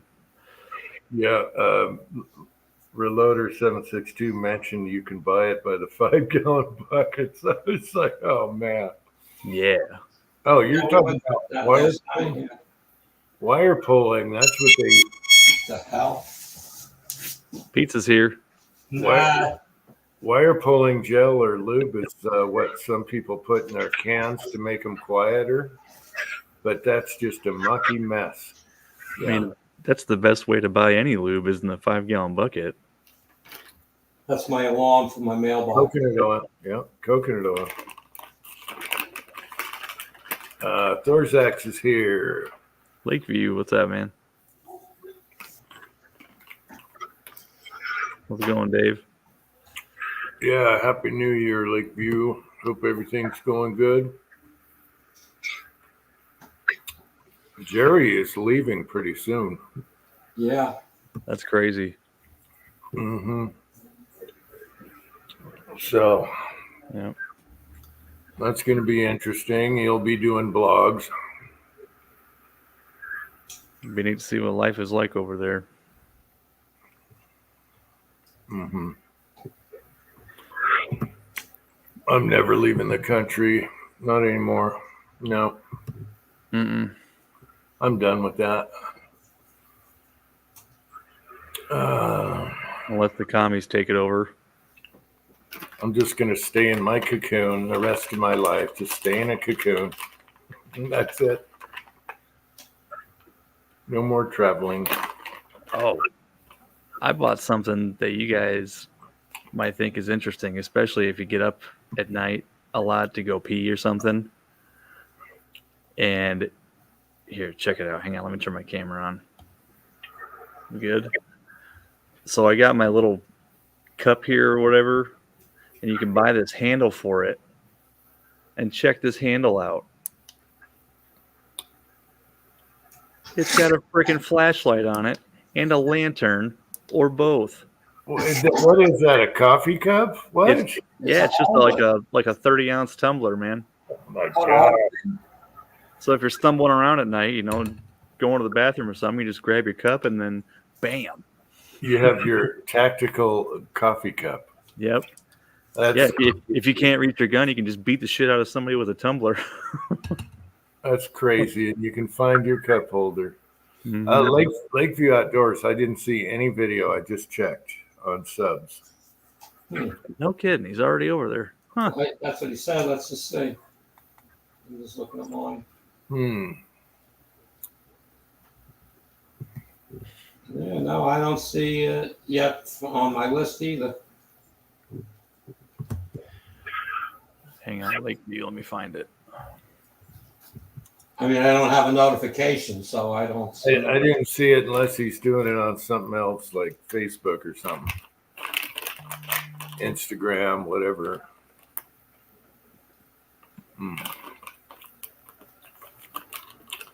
Is this free shipping? Nope, $10 shipping. No thanks. For what? The cup? Yeah, no, it's not the cup. It's just a handle here. Yeah, yeah, it's just a handle. Oh, okay. It's a handle. Okay, I gotcha. Mm-hmm. Yeah, I've had this cup forever, but I just got this handle for it today. But yeah, I think this is a 30-ounce cup. It's you. And it comes with an adapter, so if you have a 20-ounce tumbler, you can use it on that too. You must pee a lot. No, I don't know. I thought it was cool. When you get my age, if you drank that much all the time, you'd pee a lot.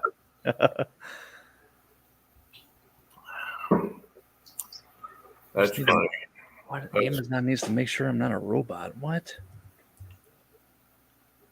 Yeah, they're all putting this stupid new crap on their freaking websites. You tell me go on Amazon, they ask for a code. eBay, you ask for codes, and The robot crap, I hate that. they send you. I'll send you text to your phone. And, oh my god, what a pain in the ass it's getting to be. I don't know if I can find a link that's not a mile long. Kyle is here, not Lusk. Okay, not Lusk, Kyle. How you doing, buddy? Son of a bitch, it didn't work. Well, the link's not going to work. So it's called the Nebo, Nebo tumbler light is what you type in to search for that. Nebo. It takes AAA batteries instead of some stupid button cell batteries, so you can use your rechargeables. Rechargeables. Mm-hmm.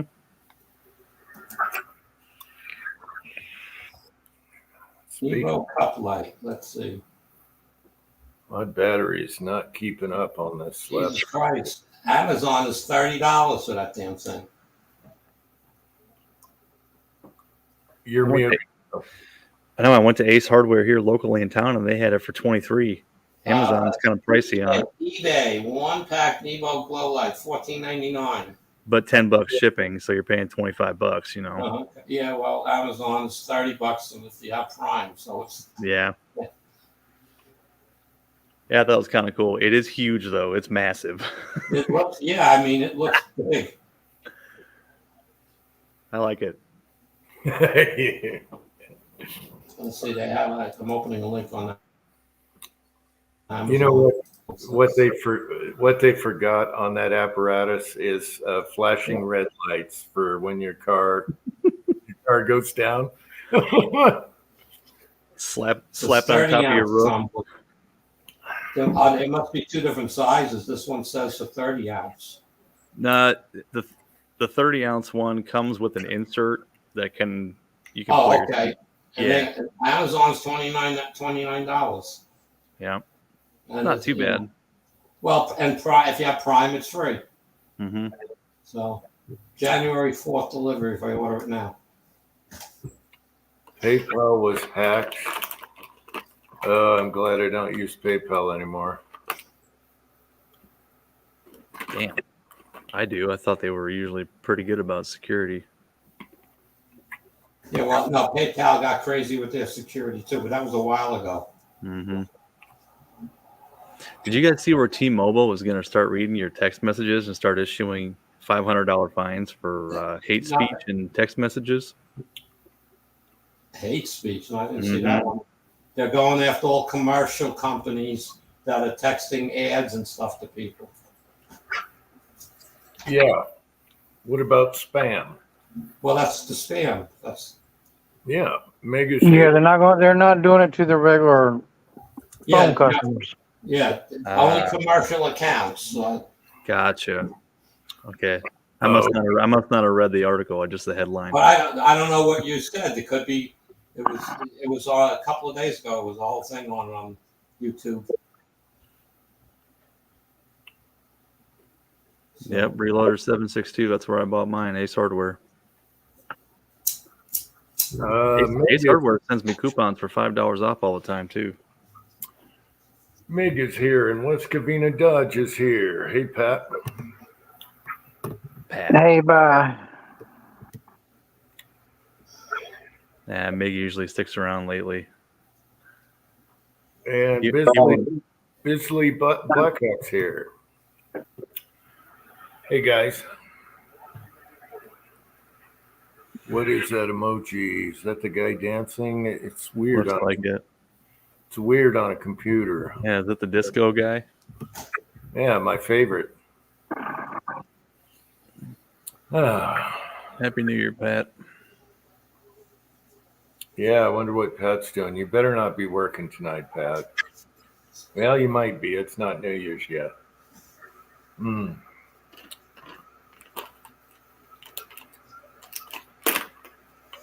Man, these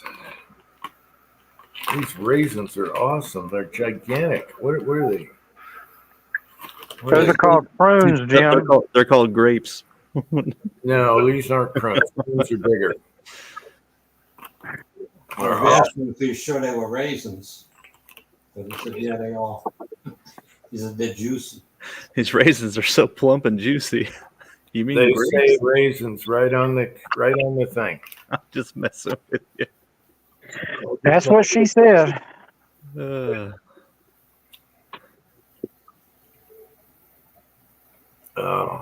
So what inspired you to get a glow in the dark cup holder? Dude, I've been eyeballing that for like a year. That's how I am. I look at stuff and I'll say, I'll buy it later. I'll buy it later. Like with reloading, I think I had my stuff in my Midway cart for like 8 months before I bought my first reloading press. I just kept going, I don't need it right now. That's what I do. I've been looking at car stereos for my car for about 4 years now. I'm a cheap ass. So that's what Texas raisins look like? My gosh.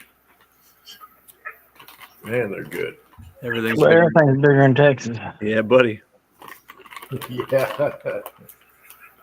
Yeah, we went through that lube thing last night, and I forgot the company that makes it. You buy 1 gallon or 5 gallon jugs. What was it? White lube or something like that? Yeah, we were talking about it last night on the Texas. Georgia shooting connection. Yeah, Close enough. Georgia boys. We were talking about it last night, and they're trying to figure out what the stuff was that Lee made. Somebody threw something out, and I did a search and found it, and I don't remember what it was. Well, unique case lube is just mink oil. Yeah, well, I think Pollard said somebody was white lube or something like that. it's a white lube, but there's a. I'm Yeah, I not thought sure. that was the name of it. No, I think that's the company name. Well, let me just check. Astroglide. That works too. Yeah, I love how companies sell. It's like gun oil. You get a little bottle of that, and it's mineral oil. Mm-hmm. Yeah. Not Astroglide, though. That's the good stuff. You can put a 50 BMG in a 223 die with that shit. Yeah. You get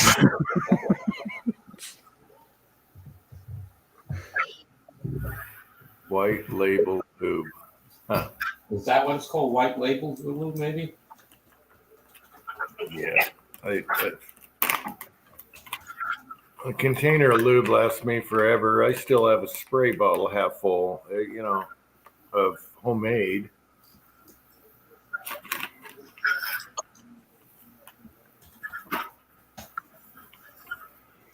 Why am I stuck in this weird search pattern?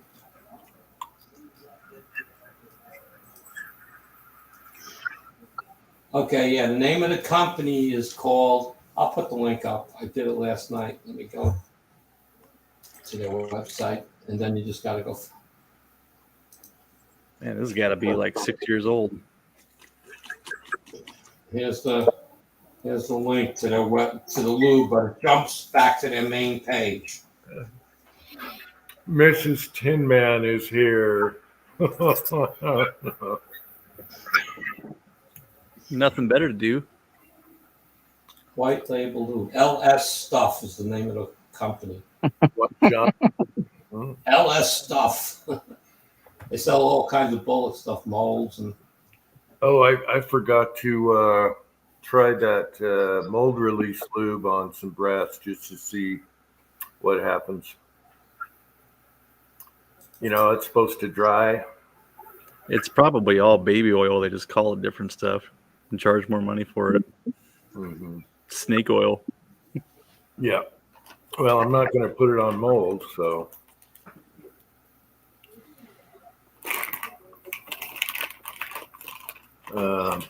Dude, you're making me want to load up some 77 grain bullets for 223 and keep messing around with that, even though I've already got my load development done for my guns.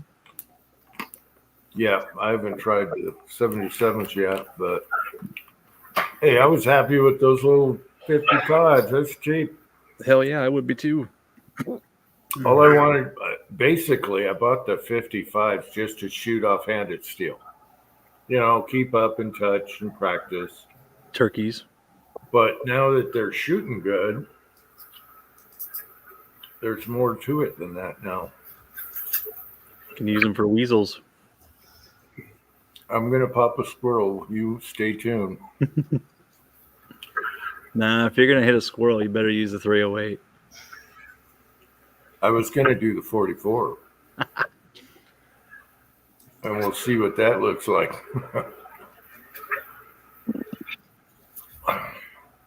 I got to make sure it works after I took it all apart and messed with it. So that's sitting there, scoped and ready.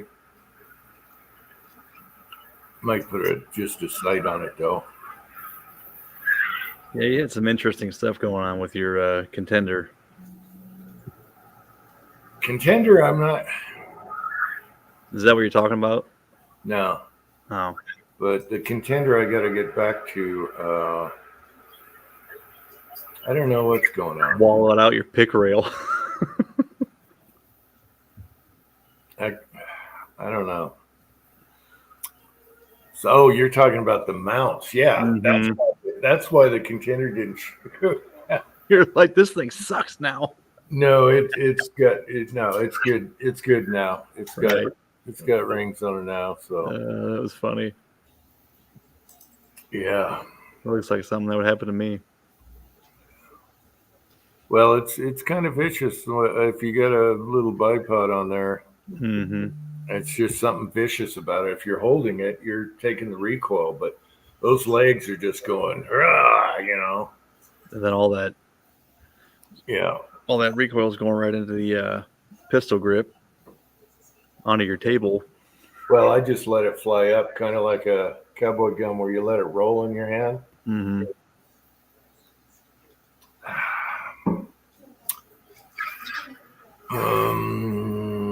Let's see what's going on. Man, paragraphs from people. Emphasizers. Should change this to lube chat. Yeah, we should do lube chat. It's lube night, people. I bet we'd get quite a crowd. I bet we would. The guy from New Zealand or whatever probably stop by again. Oh boy. I'm sure there's lube used for that. Oh my God. It better have been. That was bad. That was bad. Why do you have to bring that up? It's like a train wreck.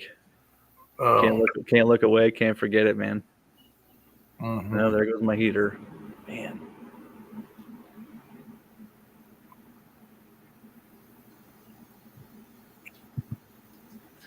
You do realize we don't hear the heater, right? I know, but I hear it. And if I mute my mic while it's running and I unmute it, it has some horrible noise on my mic until I say something. I need to drive over to Cedar Falls and get some Reloader 15. They got it in stock over at the Shields over there. Dude, Shields has had Reloader 15 come in stock, out of stock, and back in stock in every one of their stores around me, except for the one that's closest to me that hasn't had it at all. It's like, why the hell are all these other stores getting it? And they won't send it over to Iowa City. Haven't they been really high on the Alliance stuff? Oh, dude, anywhere is high on Alliant right now. You can even Powder Valley, like an 8-pound jug bullseye at Powder Valley is like $290 or so. Or it's in the 200s. And I got one on the shelf that I paid like $180 for. Alliant powder is just going stupid, and they even sent out a memo from Vista Outdoors saying that it was going to get even higher the first of the year for Alliant powders. Well, it sucks because I love Alliant powders. I don't have one that I don't like. Yeah, but that's when everyone boycotts until they bring it down. They won't. They'll just keep selling to their military contracts and Lockheed Martin. I don't know. They got the public. They'll gobble that shit up and use it for training shit for the Army and make money hand over fist. I don't know. They don't care about reloaders. They need public sale. I forget they do it to an extent, but we're still just a drop in their bucket. Yeah, oh yeah.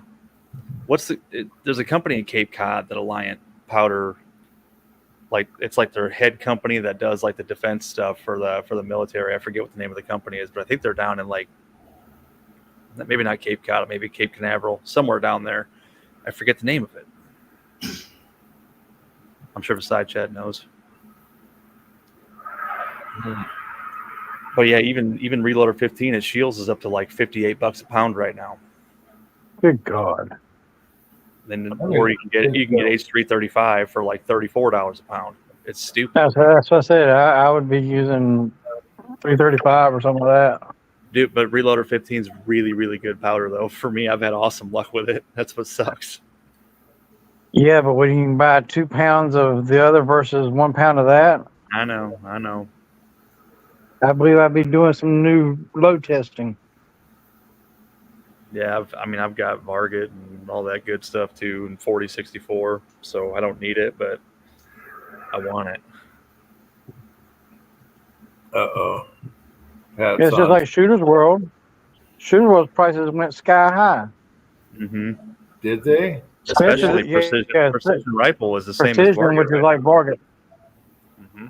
It's the same price. It's like $48 or $50 a pound when it used to be what, 20? I remember when it was 15. Which Shooter's World was that? Precision. Oh, Precision, yeah. I use tactical rifle. Yeah, I got tactical rifle and the Shooter's World Blackout and the clean shot. I think heavy pistol. Tactical rifle. I have 3 1-pound cans left and 2 4-pounders. Yeah, I got about 16 pounds of that. I got SBR SOCOM. I bought that for 300 Blackout. I don't think I tried it yet though. I was going to buy that and try that, but I never did. The guy couldn't get it for me locally. See, I think I ordered it from like Natchez or Graffs or somewhere like that, and it was cheap. It was like $18 a pound, $20 a pound. So I ordered 4 pounds of it, and I don't use it. I wish you were closer. I'd just give you a pound. You gotta watch. The bad thing is that they bring it in right here in Greenville, South Carolina. It's only 2.5 hours away from me, and yet I can't get it. That's ridiculous.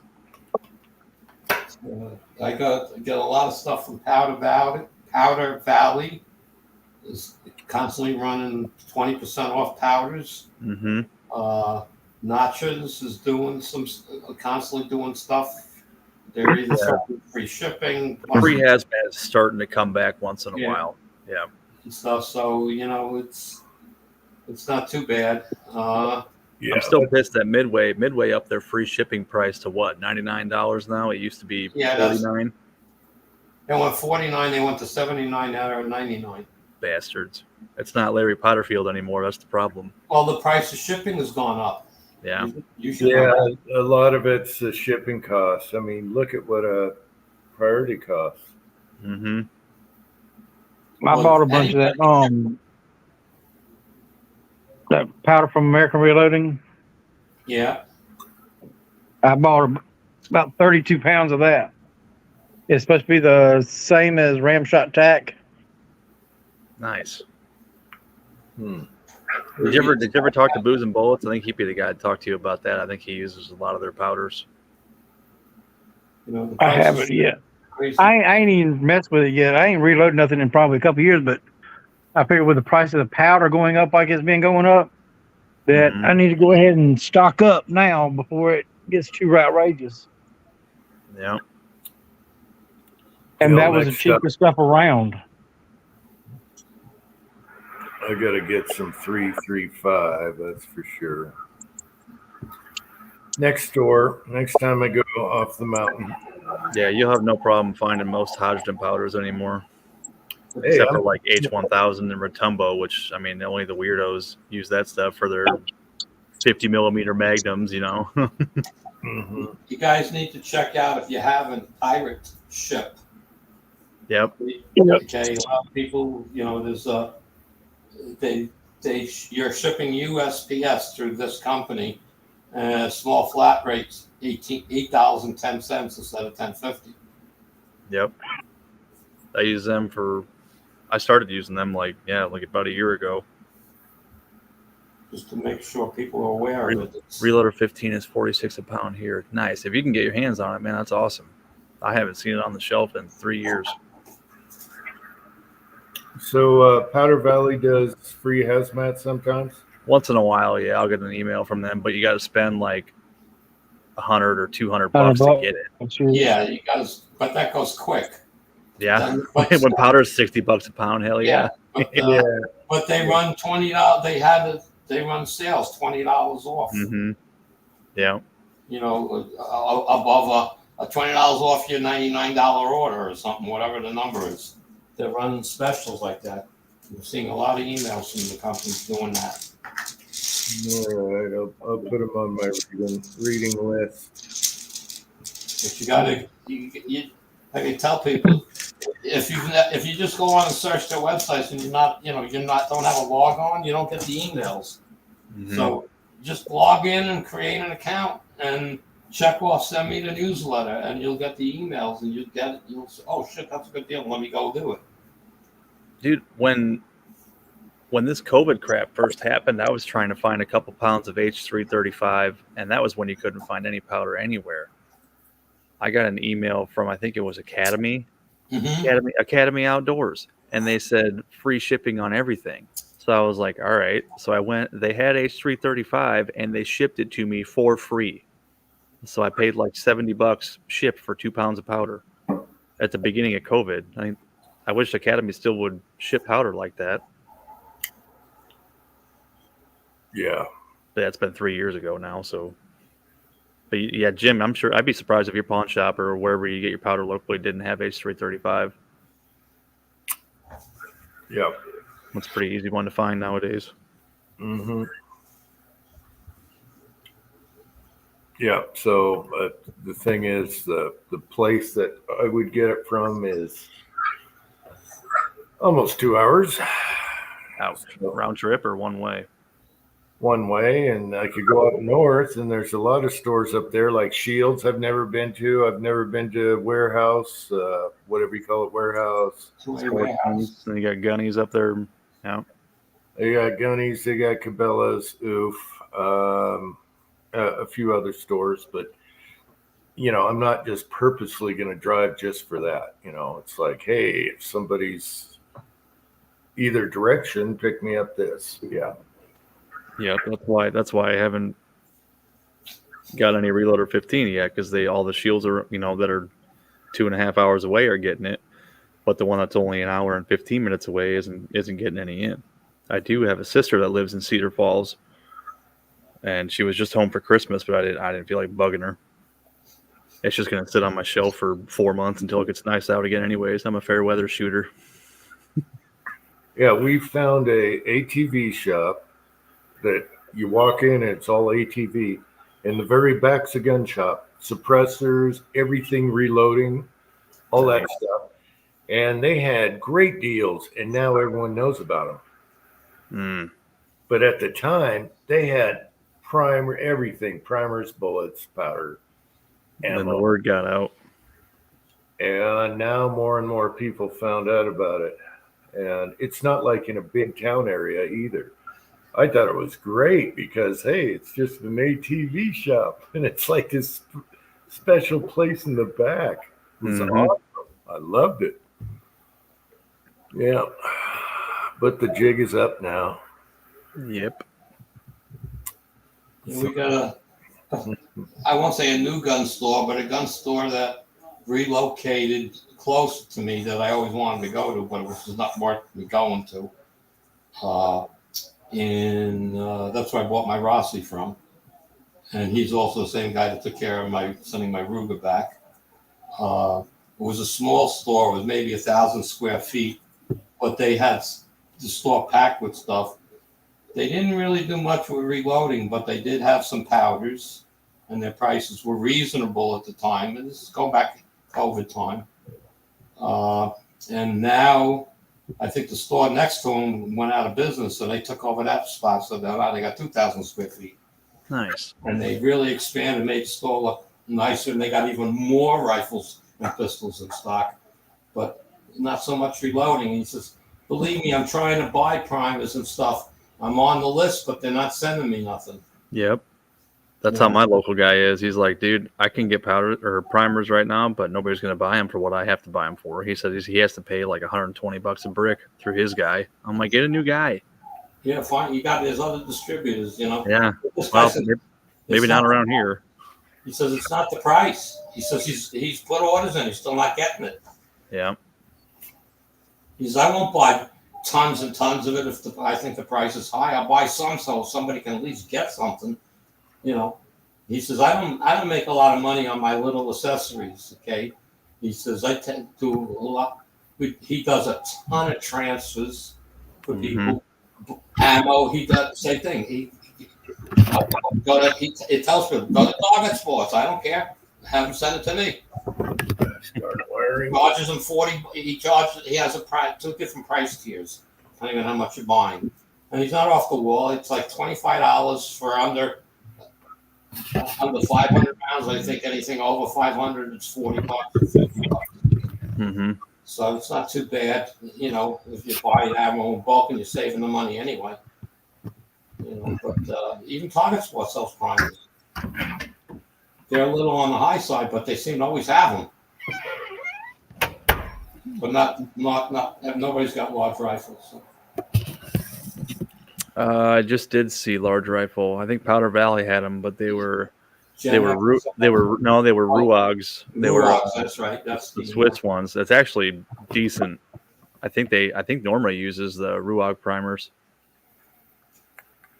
So and they've been making ammo and stuff like that for I think it was like 100 years. I think they were $79. I think they had them for. Yeah. $79 for a brick, and they had a free hazmat day. I'm sure they're long gone by now. Maybe not. But I didn't want to buy them because I have about 3,000 of them, and I don't shoot the 30-06 too much. You know, even with the light loads that I shoot, I have 1,000 rounds loaded, and I have 3,000 primers sitting on the shelf. So it's funny how that works. You know, we're all looking and it's like, oh, you can't find large rifle primers, but this place has got them, but they're $80 a brick. But I have 4,000 at home. Do I buy them or not? And a lot of people do. You know. Well, I base it on how much I shoot it. So my 30-06, maybe I shoot 300 rounds a year. Not super hot stuff. It's just my target stuff. Yeah, I think a lot of people are still panic buying, unfortunately. Yeah. Ozark. How you doing, Ozark? What's going on? What's up, fella? Just got out of the shower?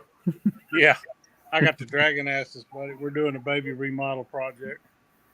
We're redoing remodel. Yeah, well, our pantry is a pantry laundry, and it's got a 50-gallon water heater stuck in the corner. So behind that, where the water heater is there's a little cul-de-sac off of our garage. We're moving the water heater out into the garage. And then moving the washer and dryer to that end of the room to make our pantry a lot bigger. There you go. So we got all the rough today. So tomorrow it's drain the water heater, move those front load washer and dryers, and rear plumbing, and back at it. So ripping and the tearing. Yeah. We cutting through the bottom ledger to add the drain pipe. I had to do a redesign on my plumbing because it had two 2x10s sandwiched between plywood, then a 2x4 on top of that, and it was just too much to try to do a bore saw through. Right. So I rearranged the plumbing, and we had to run back over to Lowe's to get. I needed 2 more elbows because we had to rearrange it. So. That was my running around. Guys, I want to bail out and wish everybody Happy New Year. All right, Andy. We'll see Happy New Year, Andy. Happy New Year, everyone. Happy New Year, Good night, Andy. Thanks. Take care, man. Have a good one. Man, I'd have got a 2-foot extension and use the 1/2-inch impact and get through that wood. Well, or burn through it. A 2 5/8 inch bore bit. Yeah. You can only go so deep. A big ass impact. I do have a Makita impact, a corded one that you can change lug nuts with easy. Yeah, But- I've got the Milwaukee half-inch one that's like 500 foot-pounds or some crazy amount. Makita Milwaukee. I said, yeah, it's Milwaukee. Mm-hmm. But it's hard to put a drill bit on a half-inch. Where there's a will, there's a way. There's a way. Yeah. Adapters and then a socket and then a. Yep. Wind up snapping the chuck off the adapter while you got your bore hogs 5 inches deep in the wood. You know, it's like our plumber's got a borehole bill that's like 6 inches deep. Well, when yours is only 2 inches deep, you go through it too before you got to dig it out. You know, just so. Anyways, Get a hold of a plumber that's got a core drill. Right. That's what my plumber uses. Yeah. So he doesn't mess with it. Pretty slick. But rearranging electric, rearranging plumbing. And you can tell that this is where the water heater was originally. So we're putting it back where it was designed to go.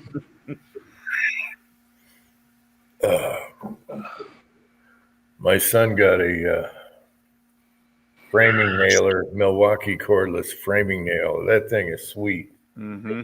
He was in the garage just thumping stuff with it all over. Oh, boom! You know, that thing's sweet. It's quiet too. Yeah, they are. Hesaw is here. Hey, Hesaw. They're not quite as fast as you can go with an air framer, but you know. Well, we got one of those. Yeah, we got one of those. Sheds and shops and stuff like that. They're fine. Uh, House framer wouldn't use them.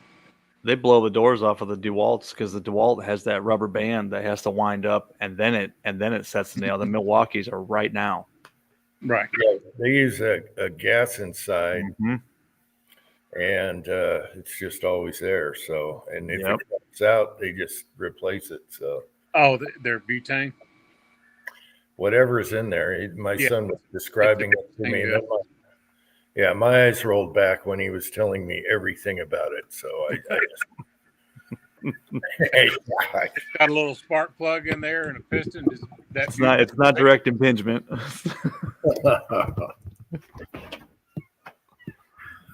But yeah, it's neat. They really think out their tools. It has some neat features. Dude, they're getting nuts with the tools they're making nowadays. The cordless tools are just insane. Like all the different crap. They got the batteries figured out. If DeWalt could get their lithiums to work in the cold, Mm-hmm. I think they would take off again, be where they used to be. Yeah. And if you've seen their drills, they're small now. Mm-hmm. You got some of those. Like the Impacts, you got two different grades. You've got,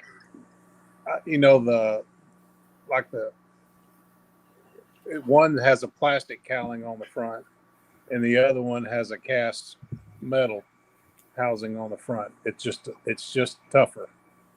Yeah. And the same way with the drills, they've got two grades of drills. So you've got the $199 impact, and you got the $279 impact. Ooh, look at how tiny that is. Right. Man. That's a little. Was that a 1/2 inch or a 3/8? Yeah, that's the metal one. Then they've got the one that has the plastic on the front. I think the newer ones are shorter. They're only like Yes. Yeah. I've had this for a while. You can get them, but still, they've got the two grades. This Yep, thing there's is the frame. Oh my gosh. A pachunk. Stand still. Put it on your thigh and show us. Hell, what else do I got? I got the circular saw. I got the little job site fan. I got the framing, not the framing hammer, but the trim nailer. We got the ultrasonic cutter. We got the medium and the large sawzall. Cool. Oh yeah. Little detail sander. That's pretty cool. I like the point. Yeah. I love their oscillating tools too. Those Yeah. are really, really, really handy. Yeah. The little rubber O-ring wore out on the one that we got. Damn blade kept coming off on me. Mm. Oh, I got to plug in. This thing isn't going to last. All right. So Zach got Taco Bell. No, Sonic. Dude, that's about as cheap as you can eat anymore as Taco Bell because they still have the $5 box or whatever. Hell, Right. anywhere else like McDonald's or Wendy's, you're paying $10 for a meal. Now Like you're buying the 14. regular burritos and stuff. Mm-hmm. Crazy out there. Yeah, if you're getting like the specialty stuff like burritos or chalupas and whatnot, I I get mean that those are still pretty combo deal expensive. with the Mexican pizza and the Taco Supreme. Yeah. That's all I need. Hello, Zilla. Even their tacos are getting expensive. Yeah. Yeah, what are they up to? Like $3.49 now or something? So $2.50 or so a piece for a plain old taco. I guess you wanted to just relax. Well, look at it. It says you want $2.50 for a 49-cent taco. Yeah. Oh, look at the crazy eyes in the light. They're glowing. Yeah. She's an odd one. She's a Russian blue female. Most Russian blues are males. He's getting huge. Yep, she's getting big. 3 times before a complete what? Oh, the 15. Don't let it go flying. No. He said 3 times before he completed reassembly. Yeah, do the screwdriver instead of the punch. You can do it 2 ways. Yeah, do the screwdriver. He got himself a little 300 blackout before he even knew they were out. So he's got a 9-inch 300 blackout. You put a folding stock. There's no buffer. Oh my gosh! Nice. Perfect little car gun. Yeah. I saw his video pop up of his I think it was his FM45 with like the 5-inch barrel on it. Just a little shorty. That's pretty cool. Yeah, well, the 300 blackouts like that too. So that's probably my next birthday thing. So yeah, you're coming up, aren't you? A few months. Shit, mine's in 2 weeks. Ooh. Really? Yeah. Yours is in 2 weeks? Something like that. The 11th. Oh, yeah, that's plugged in. Dude, it's on a payday this year. My birthday. Cool. Well, okay, it's going to be 2024. I never thought I'd see that. Also, I thought everyone would be like George Jetson, just climb in their vehicle and fly around. I'm still waiting for that too. Right. That's what we thought 2000 was going to be like. The years in the 2000s, going to Mars and stuff, commute. Yeah, that's in the works.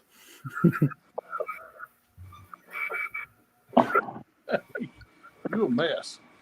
Yeah, I'd probably go for the 9-incher just for the folder, and it's so short and sweet. Carry it under your coat. Hell yeah. Yep. So I didn't know they were out. My son knew about it, and it's a conglomeration with that other company that makes the folding stock. So I don't know, doing the barrels or what, but I don't know. I need a report. On it.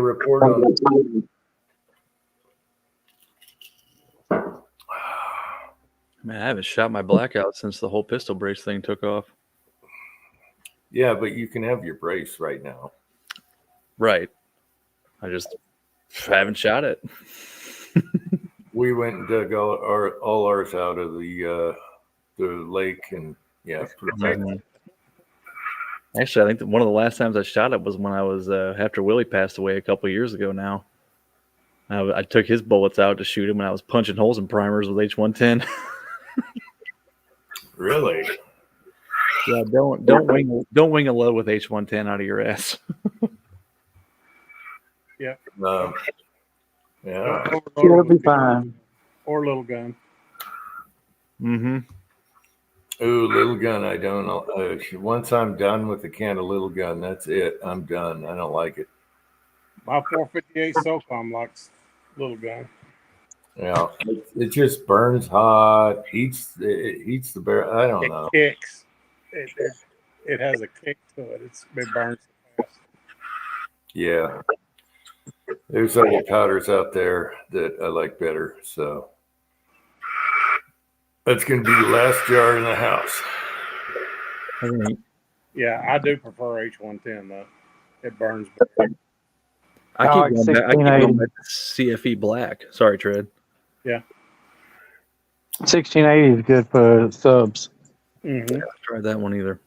1680 is my favorite all time 300 blackout powder, and then 300 black if I don't have 1680 for the heavier, and then H110 296 for the lighter, and other pistol powders. Right.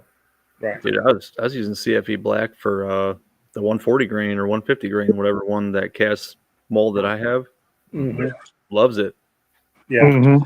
That CFE Black and 150 grain Spire Point's a great hog load. Mm-hmm. It's a real safe powder too. As far Yep, as, it's like Varget. You can't put too much in there. yeah. I know Varget's pretty forgiving. You can be crunching on that, and it's like, no, Dude, it wants to be crunched. You'll crunch that shit so hard that your bullet will pop back up after you see I it. know when the bullets start popping up, you're like, okay, back out of it. So I wanted to ask you, that 308. P mags. Hang on, I'm cutting out. Your P mags only let you load to 2.240 2.228 is, I think, what I had. for your magazine length. Your magazine length should be 2.260. I know it should be. Shit, that's I weird. I can go grab one right now. And I mean, I believe you. I'm it's just saying. it's just the lip when you're going down. It contributes. And then you look down, and the noses are all. That's a brand new 20 rounder. I did aluminum. It was even worse. So, I don't know. Well, let's have a look. Just gonna take a bath. Go on. I can grab a mag too.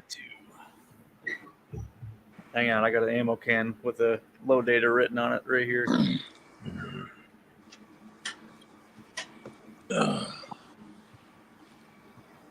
Got the fire in the firebox going. We've had our firebox going for like 5 days in a row now.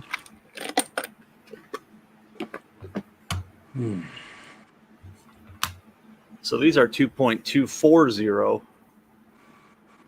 and plenty of room. Yeah. Now I'm gonna have to go grab one. I mean, yeah, like I said, I believe you. It's just weird.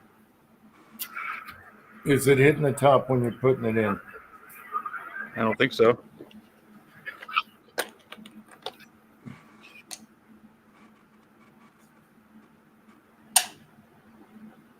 Oh, it looked like it hit. Yeah. It probably did. I'd had to push it back, as I didn't have it back all the way. I don't know.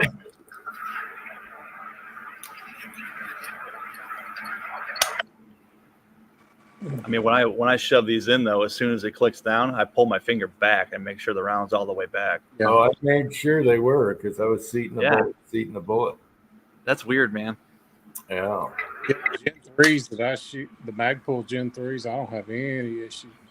I prefer the Lancer mags anyway. Mm-hmm. Oh, I like them both, but I just started buying them for blackout once their prices came down. Yeah. So, My favorite so is that smoke mag that you can see through, but has the metal all the way around the top. Yeah. I like the smoke. Yeah, I don't know why, because it should be 2.260.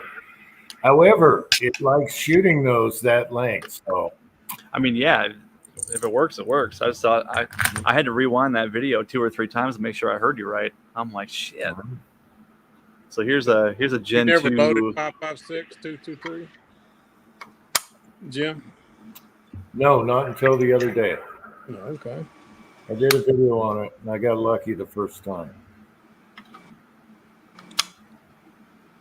So here's a Gen 2 30 rounder. Mm-hmm. It's close, but it's got about 10 thou or 20 thou. Yeah, it's weird. It's weird. Now I'm going to have to go look with some other mags and see if it's just that mag I bought or what. But I checked in aluminum, and it was even worse. So I don't know. I'll be right back. Why do I have a Gen 3 10 rounder and a Gen 2 30? Well, whatever. It's Gen 2.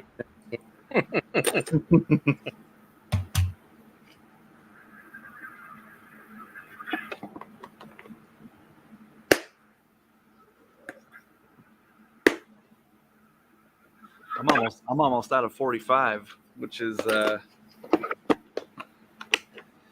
let's see, when did I load all that? I started loading it on that Auto Breech Lock Pro, and then I got that Dillon 750, so I loaded that before COVID, a 50 cal can full of 45, and I'm almost empty. I got like 50 rounds in that can still.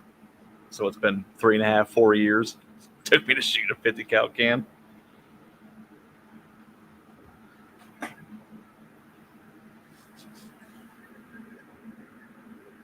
Of course, when I only shoot 5 times a year, it takes a while. Right. Oh, you might, I don't know if you saw this or not, but I picked this up at the local hardware store. This little handle for my cup. It's a Nebo. Oh, it's got a light. And it has a lantern on the bottom. This thing kicks ass. That's so those gals that carry around those 4-quart water jugs be jealous of you. Yeah. It was 24 bucks or something like that. Yeah, I've been looking at it for like a year. I finally went and bought it today. Pretty cool.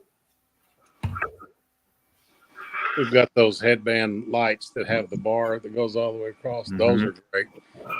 And the ones I bought for my techs have a motion sensor on the side, so you just wave your hand to turn them on and turn them off, because they wear them when they're all Tyvec'd up doing what's called Category 3 water, which is essentially sewage. Mm-hmm. And you don't want to be touching everything, so that motion sensor is nice. They're like $9 on Amazon. Hell yeah! All the way back, 2.227. Put a few in there. See what happens. You're gonna make me walk back over there. But, yes. I want to see you put 6 rounds in that magazine, Jim. One don't count, Jim. When they're 228, it hits the first. It'll go in and out, but it's hitting this lip going in. Look at that. It doesn't look like it's pushed back all the way. We'll Dremel that lip off. That's all the way back right now, and that's how I'm loading them. 2.228 is my max on this. Weird. Yeah. Why do you want them so long? The berries, where the crimp is, it's longer than a Hornady. Hey, I'm keeping it. If tomorrow I'm shooting different, well, if it's nice out, let me get off camera here. If it's nice out, I'm going to shoot different groups. I got 3 loads. If it shoots good, it's staying this length. I don't care what the magazine does. Yeah, screw it. So, and now I have, I'll be able to put a bipod on it. I slipped off and put a different stock on it, and it's going to be way more comfy. So watch out. I might have like these. You're going after tiny groups. Then before you know it, you'll have one of those Caldwell Rock bench rests and the sandbags and all that shit. I'm calling it now. I get it. 2 months. Yeah, 4 power. I've been 4-power scope made for a BB gun. I've been so meaning to have a bean bag with the V in the rear. You know, I don't shoot like that, so that does help. Yep. But I don't have that. I don't have one of the fancy rifle thing rests. No. I didn't either until Midway started selling that rock, the fancy one with all the gizmos I got on it. one of those. They were selling that and the rear bag for $99. Midway was blowing them out, so I bought one. Yeah. Yeah, I'll probably do that sometime. But I look at it this way. You're being attacked, and oh wait, let me go get my V sandbag rest. Time out. Rest is I'm out. when I This log, yeah, this log isn't cutting it. Yeah, this log isn't cutting it. I got you. But they do help when you're trying to fine tune the load. Then that way, once you get it fine tuned, if you miss, it's on you. If you are action shooting or whatever. Yeah, you're testing a load. And you want to make sure it's not Uncle Jim factor for sure. Yeah. I just go by. Oh, it's not as bad as that. Anyway, I do have one of those rests my son bought me years ago. That you put the weight on and all that. What are those called? Oh, sleds. Lead sled. Can't stand it. Can't stand it. Those are weird. And you got your, yeah. So yeah, you can put that in your shoulder like you normally would, but as soon as you do, your heartbeat transfers right through that just like it always does. Well, you'll still get scope bounce from your heartbeat. If you have a fixed stock, it messes with your length too. Mhm. If you got pad, I pulled the pad out. I'm like, give me the log. Well, if you put a 30-round magazine in there, it hits that bar. They've got a new generation where it has 2 bars, your magazine will fit through it. That's cheating. Though. When I see people shoot on those, it's cheating because all they're doing is, and it's not moving. It's right. I've got the little tripod one that you can shoot pistol or rifle off of. Mm-hmm. And you can adjust, you can adjust the height. It's got the pins and all that. The only time I ever use that is when I'm sighting at a scope. Mm-hmm. And the rest of the time I'm either on a bag or using a bipod. From the deer stand, I use a sandbag. I put it in the window and I rest. I think I'm just going to fill up a backpack, some beater backpack, and just stuff it so it's nice and up front. But I like bipods. Okay, so I put the a mount on that rail there. So now I'm going to put the cheapo wiggly bipod, and that's going to be way better than what I was doing. The range I go to for sighting in has concrete bench rests. Mm-hmm. The bipod doesn't do you any good. It slides back and forth on it. So they don't have a front lip on it to rest against or push against. Yeah, you got to put some cam on it. Couple tap cons and a 2x4 take care of that. I need to put a strip on. It's a state park, so it don't look kindly. I need to put a little strip on front of the bench that we have because it's slippery and to press against it, load up on it. I've never done that. Never tried it. I hate Preloading a bipod like that. I've never done that. Yeah, the old plywood one I had a strip of wood there for that. Mm-hmm. Yeah, it helps. Having that front lip to push against is awesome. Yeah, it locks you up pretty good. Yeah, I would just let it shoot free recoil and slam into my shoulder when it went off. I tried to do that. I do like bipods though. Say you're running around the woods, emergency, blah blah blah, boom, you're used to it, bang. It you can do anything on a log, on the ground. Yeah, I've seen people at this range bring a couple of shop clamps up there in a 2x4 to push their bipod against. But it's a public range, and I hate public ranges anyways. So yeah, the nearest private range I got to drive an hour to get to, and you got to be an NRA member to join. Just I'm like, I don't know if I want to do that. Well, that's a Wayne LaPierre can eat his shrimp and steak dinners. When Twine and I were, that's so bad. There was a knucklehead on the aisle on the lane to my left, and you could tell he didn't know what he was doing. He had a Daniel Defense AR, in a $5,000 night force, but then he had his Gucci glasses and his puffy jacket and all this other stuff. Well, he was trying to sight in so he would shoot, and then he would adjust his scope, and he was chasing his, he was chasing what he was doing. So I'm like, this guy doesn't know what he's doing. Shooting steel case ammo. He just blew $7,000 on an AR, 5 of which is a scope, and we called range cold. And when Twine and I were walking back, he was down on the gun and the magazine was still in it. And I got back to the line. I said, will you do me a favor? And he goes, sure, what's that? I said, don't fucking touch your gun when somebody's downrange. Well, my finger wasn't on the trigger. I'm like, but you're locked and loaded, dude. It's my ass is down that range. Don't ever touch your gun when somebody's down the range. He got all pissy and loaded up and left. Fine with me. You don't want to be safe at the range? Leave. I'm going to say something. Yep. I stand up from the table if somebody runs down range to change targets. I'll pull my bolt out of my bolt action, or lock it open on my AR, drop the mag, and I'll stand up and walk away from the bench. Well, you're supposed to be behind it anyway, on the back. I've seen people walk down range while live fire was going on, and everybody's like, "Whoa, what are you doing?" Yeah, that's why I hate public ranges. That was one of my favorite episodes of King of the Hill, when they were doing the target practice and the instructor had his thumb shot off, and he was explaining why, and then Bobby shot a really good group on a target, and the instructor did the same damn thing. He went and grabbed his target, and he ran out on the firing line and started showing everybody the target as they were shooting. Yeah,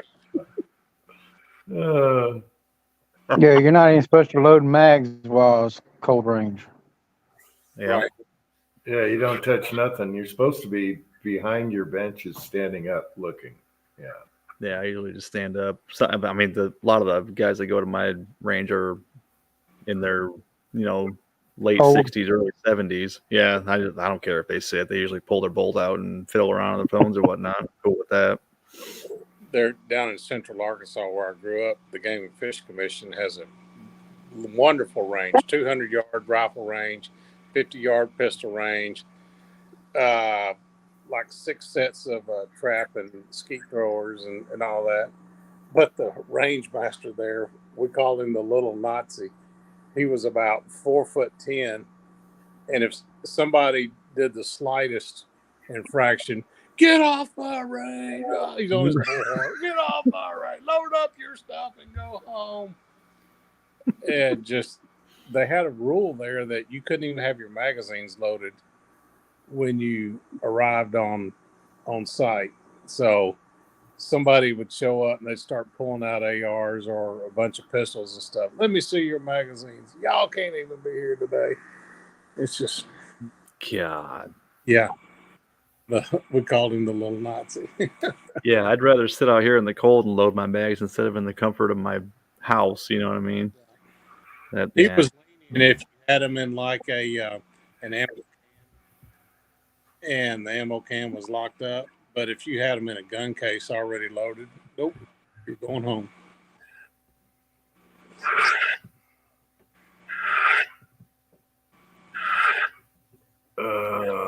Let's see. I know the little local range we got out there in Edgefield. It's a public range. But if I usually go out there, I'm getting there before it gets light, before anybody else gets there. And usually I got the range for at least an hour and a half before anybody shows up. I'd love to go dig out the levees at this range because they're all sand. So I guess the state brings in like a masonry sand or something like that. So it'd be easy to dig lead out of. Mm-hmm. I know our public range is the DNR range, and they have a company that comes in every couple of years and they get the lead out. They have a company come do it with their big, sluices, their sluice trucks and whatnot. Right. And if I'd have been thinking, because I pulled up there one time while they were doing it, but that was before I casted. If I'd have been thinking, I'd have waved $100 bill around and say, "Hey, let me get some of them buckets." Yeah. I got 5 gallon buckets in my. Yeah. That's where I buy range scrap from an indoor range, and he's got those they got bullet traps there, still bullet traps, the cone shape. So once a month, he suits up and scrapes all that out of there and just puts it in 5-gallon paint buckets. So I hadn't been there since I don't know. Used to was $80 a bucket, and it's just range scrap. So it's great lead. Yeah. Only thing I'd ever add to it would be 10. Fill up a 5-gallon bucket. It takes 2 people to carry it. About 300 pounds of lead in a bucket. He would fill them up about 4 inches from the top, but it took both of us to put it in the back of my truck. But usually I give him $300, and he would give me 3.5 buckets that way. So about $100 a bucket. That's still like what? You get about 60 cents a pound. 95 pounds of lead after you smelted it down. Yeah. And a lot of copper and steel. Yeah, save your jackets. Bring it to the scrapyard and trade it for lead. None of the two scrapyards that we got around there won't give you the lead or won't sell you the lead. Ours will. Oh boy, it's like a 150-year-old building. One of the kids that works there's got one arm. It's a classy joint. They don't care. They'll sell you anything. I watched that dude. I wish there was a place close by that was scrapyard. Yeah. That dude with one arm got a stove out of the back of my best friend's truck by himself. We went to go help him. And I was like, here, let me give you a hand. He just grabbed the cord and yanked that thing out and just like, all right, man, it's all you. Nice. Oh. Back when it was cheaper to take our trash to the dump, we kept an old tractor tire on the front end of our big trash trailer. We didn't have a dump trailer. We had basically a car hauler we put sides on. And then we had chains attached to that tractor tire. So when you went to the, to the landfill, the guys on those backhoes, they just come up. You'd hook the chain around one of the teeth of their backhoe, and they just drag it off. We put it back on and drive out there. But now it's so expensive to go out there. It's just as cheap to get dumpsters. So screw running around. We get the dumpsters. When I was doing that bedroom remodel, I tried to call and get a dumpster dropped in my driveway. They wanted $300 for like a 2 or 3 day deal for a dumpster. I'm like, dude, I can go to the dump for $8 a truckload. Well, yeah. Back when Waste Management owned the dump, it was cheap to do it, but it's changed hands 2 or 3 times now. Right. But 30-yard dumpster, by the time you do delivery and pickup's $1,000. Yeah. But that same 60-foot or 16, 18-foot trailer that used to cost us $30 to dump now would cost us $200. Wow.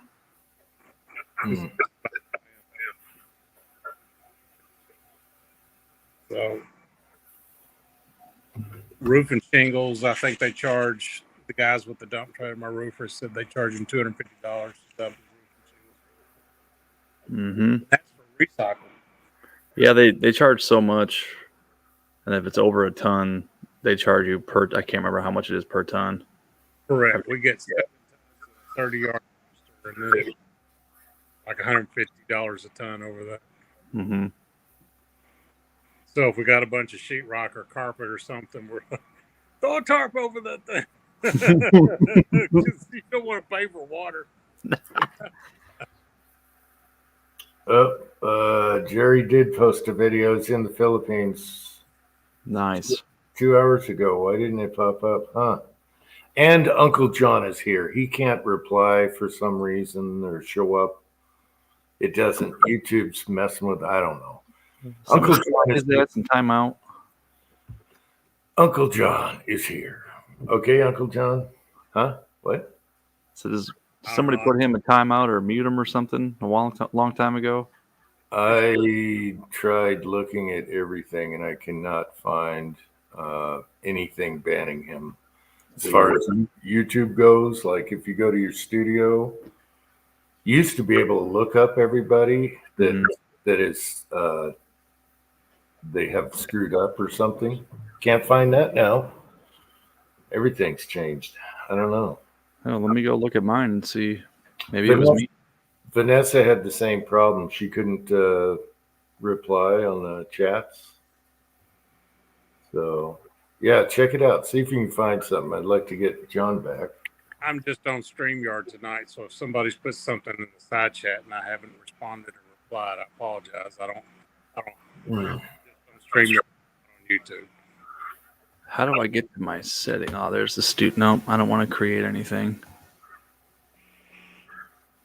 Studio. There we go.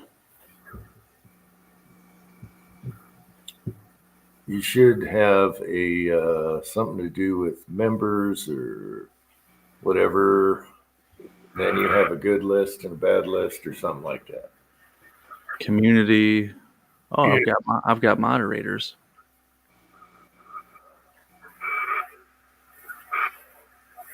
Hidden users. There we go.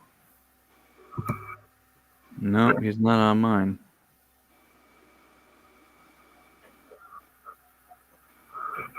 I can try again on this.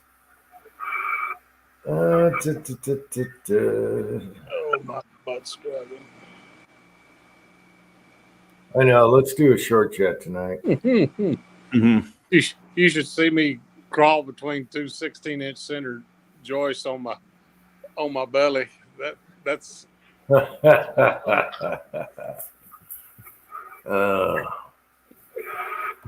laying on my back on concrete. I had to get Twine to get me some cardboard because I was freezing my ass off laying on cold concrete. I can't even on this. I can't even find squat. Yeah, I'm on a laptop. Or yeah. He said, I don't know what you're talking about.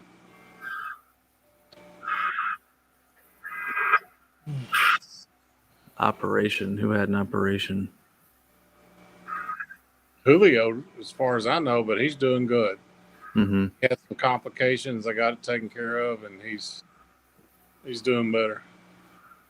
Yeah, it's he went through some hell. Yeah. Got a sinus tumor, I could imagine. Oh, he's talking about shingle recycling. Oh. Close enough. Shingle recycling. You're in Arkansas, you're required to recycle the shingles. The landfills won't take them. Do they make new shingles out of them? Is that the deal? Or grind them up and put them in asphalt. Cement? Okay. Hey, that's good. You know, put them on the roads, whatever.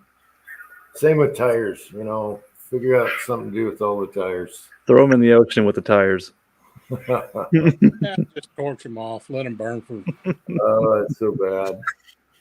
That's where everyone used to throw stuff. There's all kinds of junk in lakes and stuff like that. You know, so there's a lake around here. They had a rope swing up by Sebula, and you had to be careful going off that rope swing. You catch your foot on a refrigerator, fall in the water. Oh, that's so bad. That's so bad.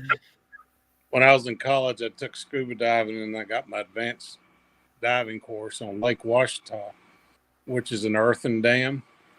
And we did our deep water dive at that earthen dam. And we got down there. There were boat motors and cable. There was cable. And from when they were building the place, they just, if it fell off the barge, it just fell off the barge. But I bet we found 6 boat motors. That's funny. I would have loved to have been when was it Tampa Bay that dried up like a year ago for that hurricane? All the water got sucked out to the ocean down in Florida. For the most part, except for the channels. So Didn't hear. I about wonder how long it took for dudes to get out there with metal detectors when all that water sucked away. Because I'd have been out Well, it there, was only man. that way for a few hours, and there was a hurricane. So That's enough. That's enough time, man. That's enough. Give me a couple iPhones. I'm going back to Tampa in May. We're going tarpon fishing. So Nice. the guide that we went back in September, and just absolutely had a blast. Susie's sister and her husband lived down there, and we went and we chartered a guy, and I follow him on Instagram, and he was like, "Well, if you want to come tarpon fishing, come in May, because you got to go out beyond out into the ocean, but there are big grass flats out there, and the water's like 4 and 5 foot deep." But he said in May, he said they're so hot. He said, you got 2 fishermen in the boat. He said you'll catch 4 or 5 tarpon each. He said, and that's all you want to catch. Yeah. So that's on my bucket list, is to catch a tarpon, and then the other one is to catch a halibut. I'm not interested in catching a billfish. I don't want to pay, $5,000 to, sit in the chair and somebody else does all the work. Mm-hmm. Vanessa Kitty's back. Hey. Safety concerns to the offender. Oh, yeah. Police your own. That's right. Yeah, when everybody has guns, though, it gets a little Don't touch sketchy. your effing gun when Yeah. range. I screamed at a kid for taking a shot at a clay pigeon that they whiffed when they threw it. The clay went about 10 foot from me and my wife, and they were standing behind the boulders, behind everybody else when they were doing it. The kid took a shot at it when it was like 10 foot from me. I flipped out, just started screaming at this kid, and we packed up and left. A couple other people packed up and left. These dumbasses out here, and we haven't been back since. That's when I joined the one over in Illinois.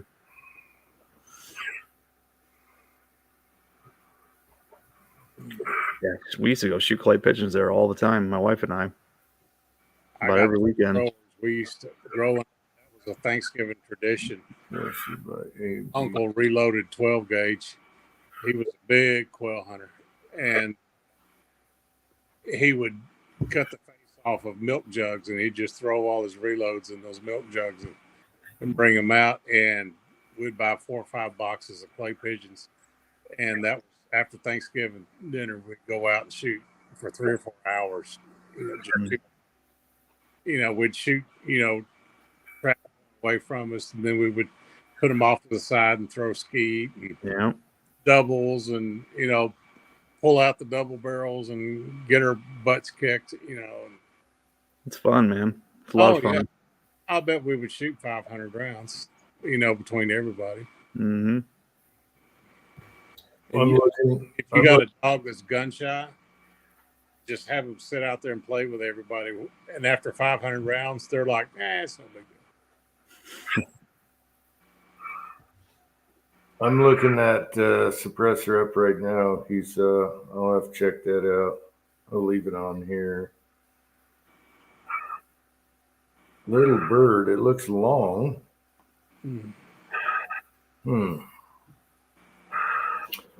Anyway, let's do a short one tonight. I didn't have dinner. I'm eating trail mix. That's all you need, man. I got a big tin full of Chex Mix. You want me to sing you some? But yeah, I was in the reloading room all day, cleaning up, picking up, doing stuff, and that was fun. Sometimes I totally neglect. There was times where I wasn't doing anything. So did you get Cranky's Christmas cards, Glitterbomb Christmas cards? No, we haven't been to the post office in a couple days. His wife. Yeah, he's like, my wife said sorry. I'm like, bullshit. You take your shot. I was like, there's a reason one was addressed specifically to me. That's the one that's covered in ass spray, isn't it? The one that was addressed to my family was normal. Oh, you got 2 from him? He sent me 2 of them. He got 2 cards. I saw the picture of it. That's hilarious. Oh, I didn't figure that out. They came 2 days apart, too, because I went and got the mail. What was it? Thursday night? And the first one was in there. I checked it before work Friday, and there was another one. I thought, what in the hell? He mailed them on the 21st. I didn't get it until Wednesday after Christmas. Yeah, I got it 2 days ago. Was my first one. Yeah. I bet if I sent a card, you guys would be outside opening it. You know. Yes. Hey, Twine, you open this for me. My wife opened both the ones from Cranky because I looked at it and he had taped the seal on the back and there were 2 pieces of glitter stuck to that tape. I'm like, Oh, it was a good card. It didn't shed glitter all over the place. When I opened it up, I blew it on Twine. I was like, "Oh, you're a stripper."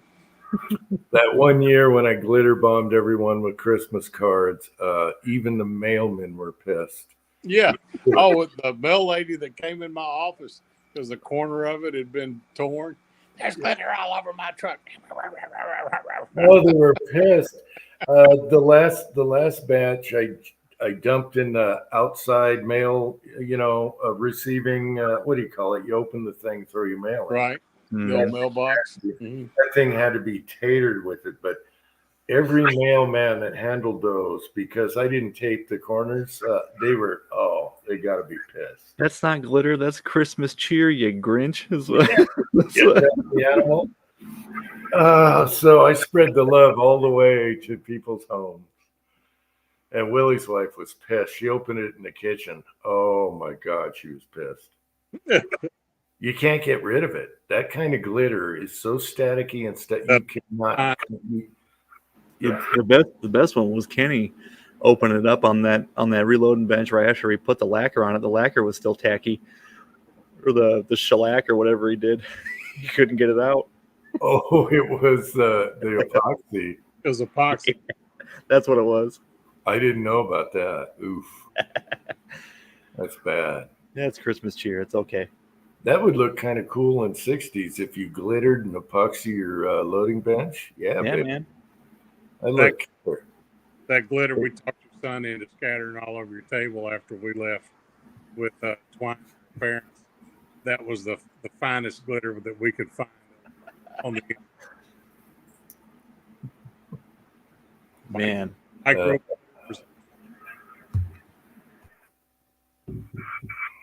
Yeah, James was like, he'll kill me. I just watched that video not too long ago when Jim put up that glitter bomb or whatever the video is called, You Bastards. I remember pulling into work and I saw the notification on my phone. I was like, yes. I was still getting notifications on YouTube back then.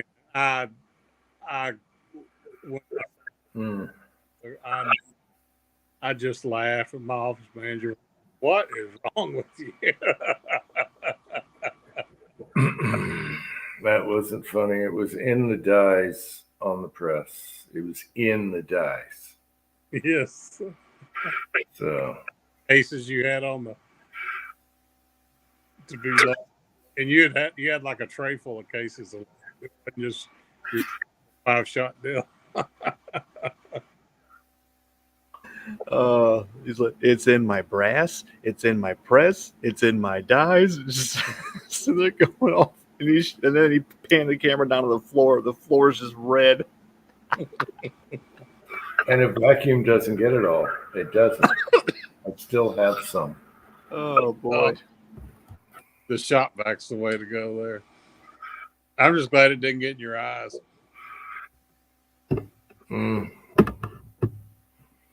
It's good stuff.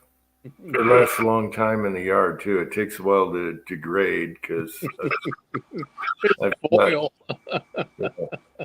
shot stuff with it back there, and a year later you're like, oh geez, the glitter's still out here. We talked about putting glitter in hollow points and shooting steel with it to see if the steel's in the sunshine. Mm-hmm. Yeah, Taco started doing that, and then he was like, God, it was getting everywhere. I had to stop. All over my reload room, I had to stop. Mm-hmm. Yeah, if you want to get even with somebody, there you go. Jar of glitter goes a long way. Yep, just like tight group, a little goes a long way.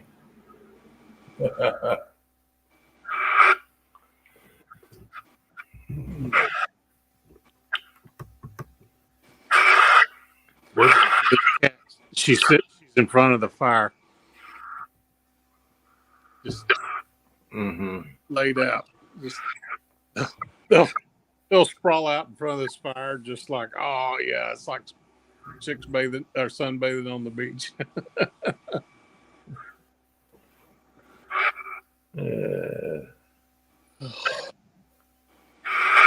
Where's Pat? Is he working tonight? He must be. I don't know. He commented in the side. Yeah, earlier we asked him. He said something about, I wonder if he's working tonight. Then he never typed again after that. So maybe he is. Yeah. I don't know.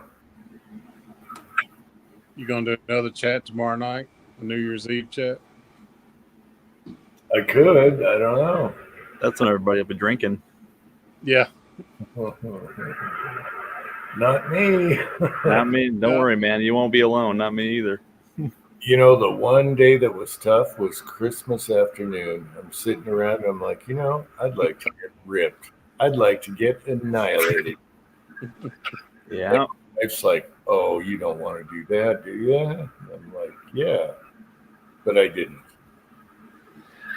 You go like a year, and then you'd be surprised how quick, you turn into a lightweight. One or two of them vodka cranberries, you'd be stumbling around. I haven't really lost weight because then I start eating chocolate and stuff. No, I mean a lightweight as in you get drunk a lot quicker when you don't drink for a long time. I bet right now if I had one, I'd be schnockered, Yeah, I mean 2 or 3 tall boys, I'd probably be pretty smoked. Mm-hmm. I can't remember the last time I've been drunk. It's probably since your house. Probably, had a few beers at your place. Somebody who's used to living at 1,100 feet above sea level comes Oh, out yeah. drinking at 7,000 above sea level. It's like, whoa. Oh, well, maybe we'll do a chat tomorrow. I think Scott, I don't know what Scotsman's doing, but we can go later than that or whatever. Mm-hmm. I don't want to, interfere with Scotsman's chat. What time do his fire How up? long do they go? Well, my time, I think it's 5 or 6. It seems like it's an hour earlier. I think it's 6 here, if I I think remember it was right. 7 to 9 Eastern. Yeah, so it'd be 6 Okay, here. so He's an hour. He's on Hillbilly Up channel tonight drinking a hard seltzer. We can do a couple hours after. I don't know. It'll see how I feel. I don't know. Yeah, that'd be 8 o'clock, 7 o'clock your time, Jim. Yeah, Is when they'd be done. 8 o'clock. Yeah. No, he see. goes 6 to 8. He goes 6 to 8 my time, so it'd be 5 to 7 your time. be 7 o'clock your time, Jeff. Yeah, these are at 6 my time. The Saturday night chats. Mm-hmm. Mm-hmm. So I might be so whooped after moving that water heater and stacking front load washer dryers. yeah, we got to figure out what to blow up tomorrow. Speaking of washer and dryer, have you seen where I think it's GE? They make a machine where it's a washer and dryer in one machine. Yeah, those are called Euros. They've used them in Europe for decades. Yeah, to That's save neat. space. Yeah, I'm sure the Japanese do it too to save space. I think that's pretty cool. Not have to transfer your laundry and just, automatically start the dryer cycle. Yeah. Zilla. I don't know how. I don't know how complex they are if they break. Probably cost you $4,000 to fix the thing. If it. Well, it's about a $3,000 machine. Yeah, I was looking at them about $2,500, $3,000. But it'd be cool if you had 2 of them, just like normal. 2 machines. Do twice as much. Yeah. I use 2 tumblers and it goes a lot faster. While you're emptying one, you leave the other 15 minutes behind or whatever. Mm-hmm. You still dry tumbling, Jim? Huh? Are you still dry tumbling? No, I sold my dry tumblers years ago. I should have saved one, but no, I wet tumble. You almost forget how nice your brass looks if you leave them in the dry tumbler for like 6 hours. Your brass will look like it's like white. This stuff comes out really, really shiny. But then you got to get a toothpick. And unless your corn cob stuff is getting old and then it turns all black. Yeah. Yeah, and all your flash holes got corn cobs stuck in them. With it. And then you're wondering, yeah, because those things are a motor with a counterweight on it, just making that motor pissed off, right? Oh, they get hotter than hell. And you wonder, if you're running that 6 hours or 2 or 3 or whatever, you got to keep an eye on it because I always wondered, what if it craps out? Should I be watching this thing the whole time? You know what I mean? Yeah, it'll be fine. And I've seen broken ones, and that's the motor. Just the bearings can't take it anymore. I still got my old diamond when it's up in the attic somewhere. Me too. I got mine right over there, I think. Maybe I moved out to the shed. I can't remember. I still got my tumbler. It still works great. Yeah. I just got tired of picking stuff out. I finally went through all my brass. Because what's even worse is if you wet tumble and there's still dry media in your brass. Oh, it turns into a soggy mess, and it's like, son of a bitch. I'm so glad the oatmeal that I'm media free now. Yeah. Yeah. Well, I know what you're talking about earlier with the and I'm like, I'm done. I'm not using them things anymore. Yeah. You're talking about earlier with the lube. I always used the lanolin lube, and after I got finished sizing, I'd throw a couple of capfuls of alcohol in the thumb or somewhere with the corn cob, and throw the brass in and let it clean the lube off with that alcohol in there. Mm-hmm. Yeah, you could just shake it in a thing because 5.7 brass you can't clean. You just shake it, and it works in a container. Like powder coating. Have you tried shooting cleaned 5.7 brass? I haven't tried the lacquer stripped off, and I've seen the tests where people do it every which way you can do it, and it's either there's different people's results, but it's either get it all out of there or leave it all on type deal. Sometimes I don't know. I would think everyone's got their own theory because it's such a tight chamber. That's why they got to have the lacquered brass. It's a blowback and it needs that. But simple green and water, shake it, let it sit, go do something, come back, shake it. It works. It does work. It's not going to be spotless, but it works. Couldn't you just once if you did strip the lacquer off and you got done loading your ammo, couldn't you just shake it around and throw some one shot, like some dry lube on it and run that? No. I don't know why you couldn't just use rattle can with lacquer, because lacquer's lacquer. There are no different versions of lacquer. It's a natural product. I know. I thought about, what if you sprayed it later, but I think it's such a thin coating, you'd really have to be airbrushing it. You could airbrush it. Airbrushes are cheap. I have a good one. Brand says the is for the carbine. Coating is for the carbine. Right. Yeah. But so it'll be fine on the pistols? I've seen the test with the pistols, is specifically the Ruger, and some things worked, some didn't. One was surprising. One was it was either the sonic cleaner or wet tumbling, I think. I don't know. When I get to that, when the brass is starting to get, shot 5 times, whatever, 4 or 5 times, then I'll try it. I'll totally just lacquer thinner them, or do whatever I want, wet tumble. Right. And we'll see. But it's not a gun you put thousands of rounds a month through, Yeah. Good night, Bisley. Hey, good night, Bisley. Well, yeah. We're going to be on tomorrow. I'm going to go ahead and call it night, but we got a long day. Me and Mike go tomorrow. Okay, let's say good night to the side chat. Love all you guys, and we might be on tomorrow. So 1 hour later. yeah, after Scotsman. Mm-hmm. So okay, love everyone out there, and until any last words. Happy New Year. Happy New Year, buddy. Oh, yeah, Happy New Year. Oh yeah. Happy New Year.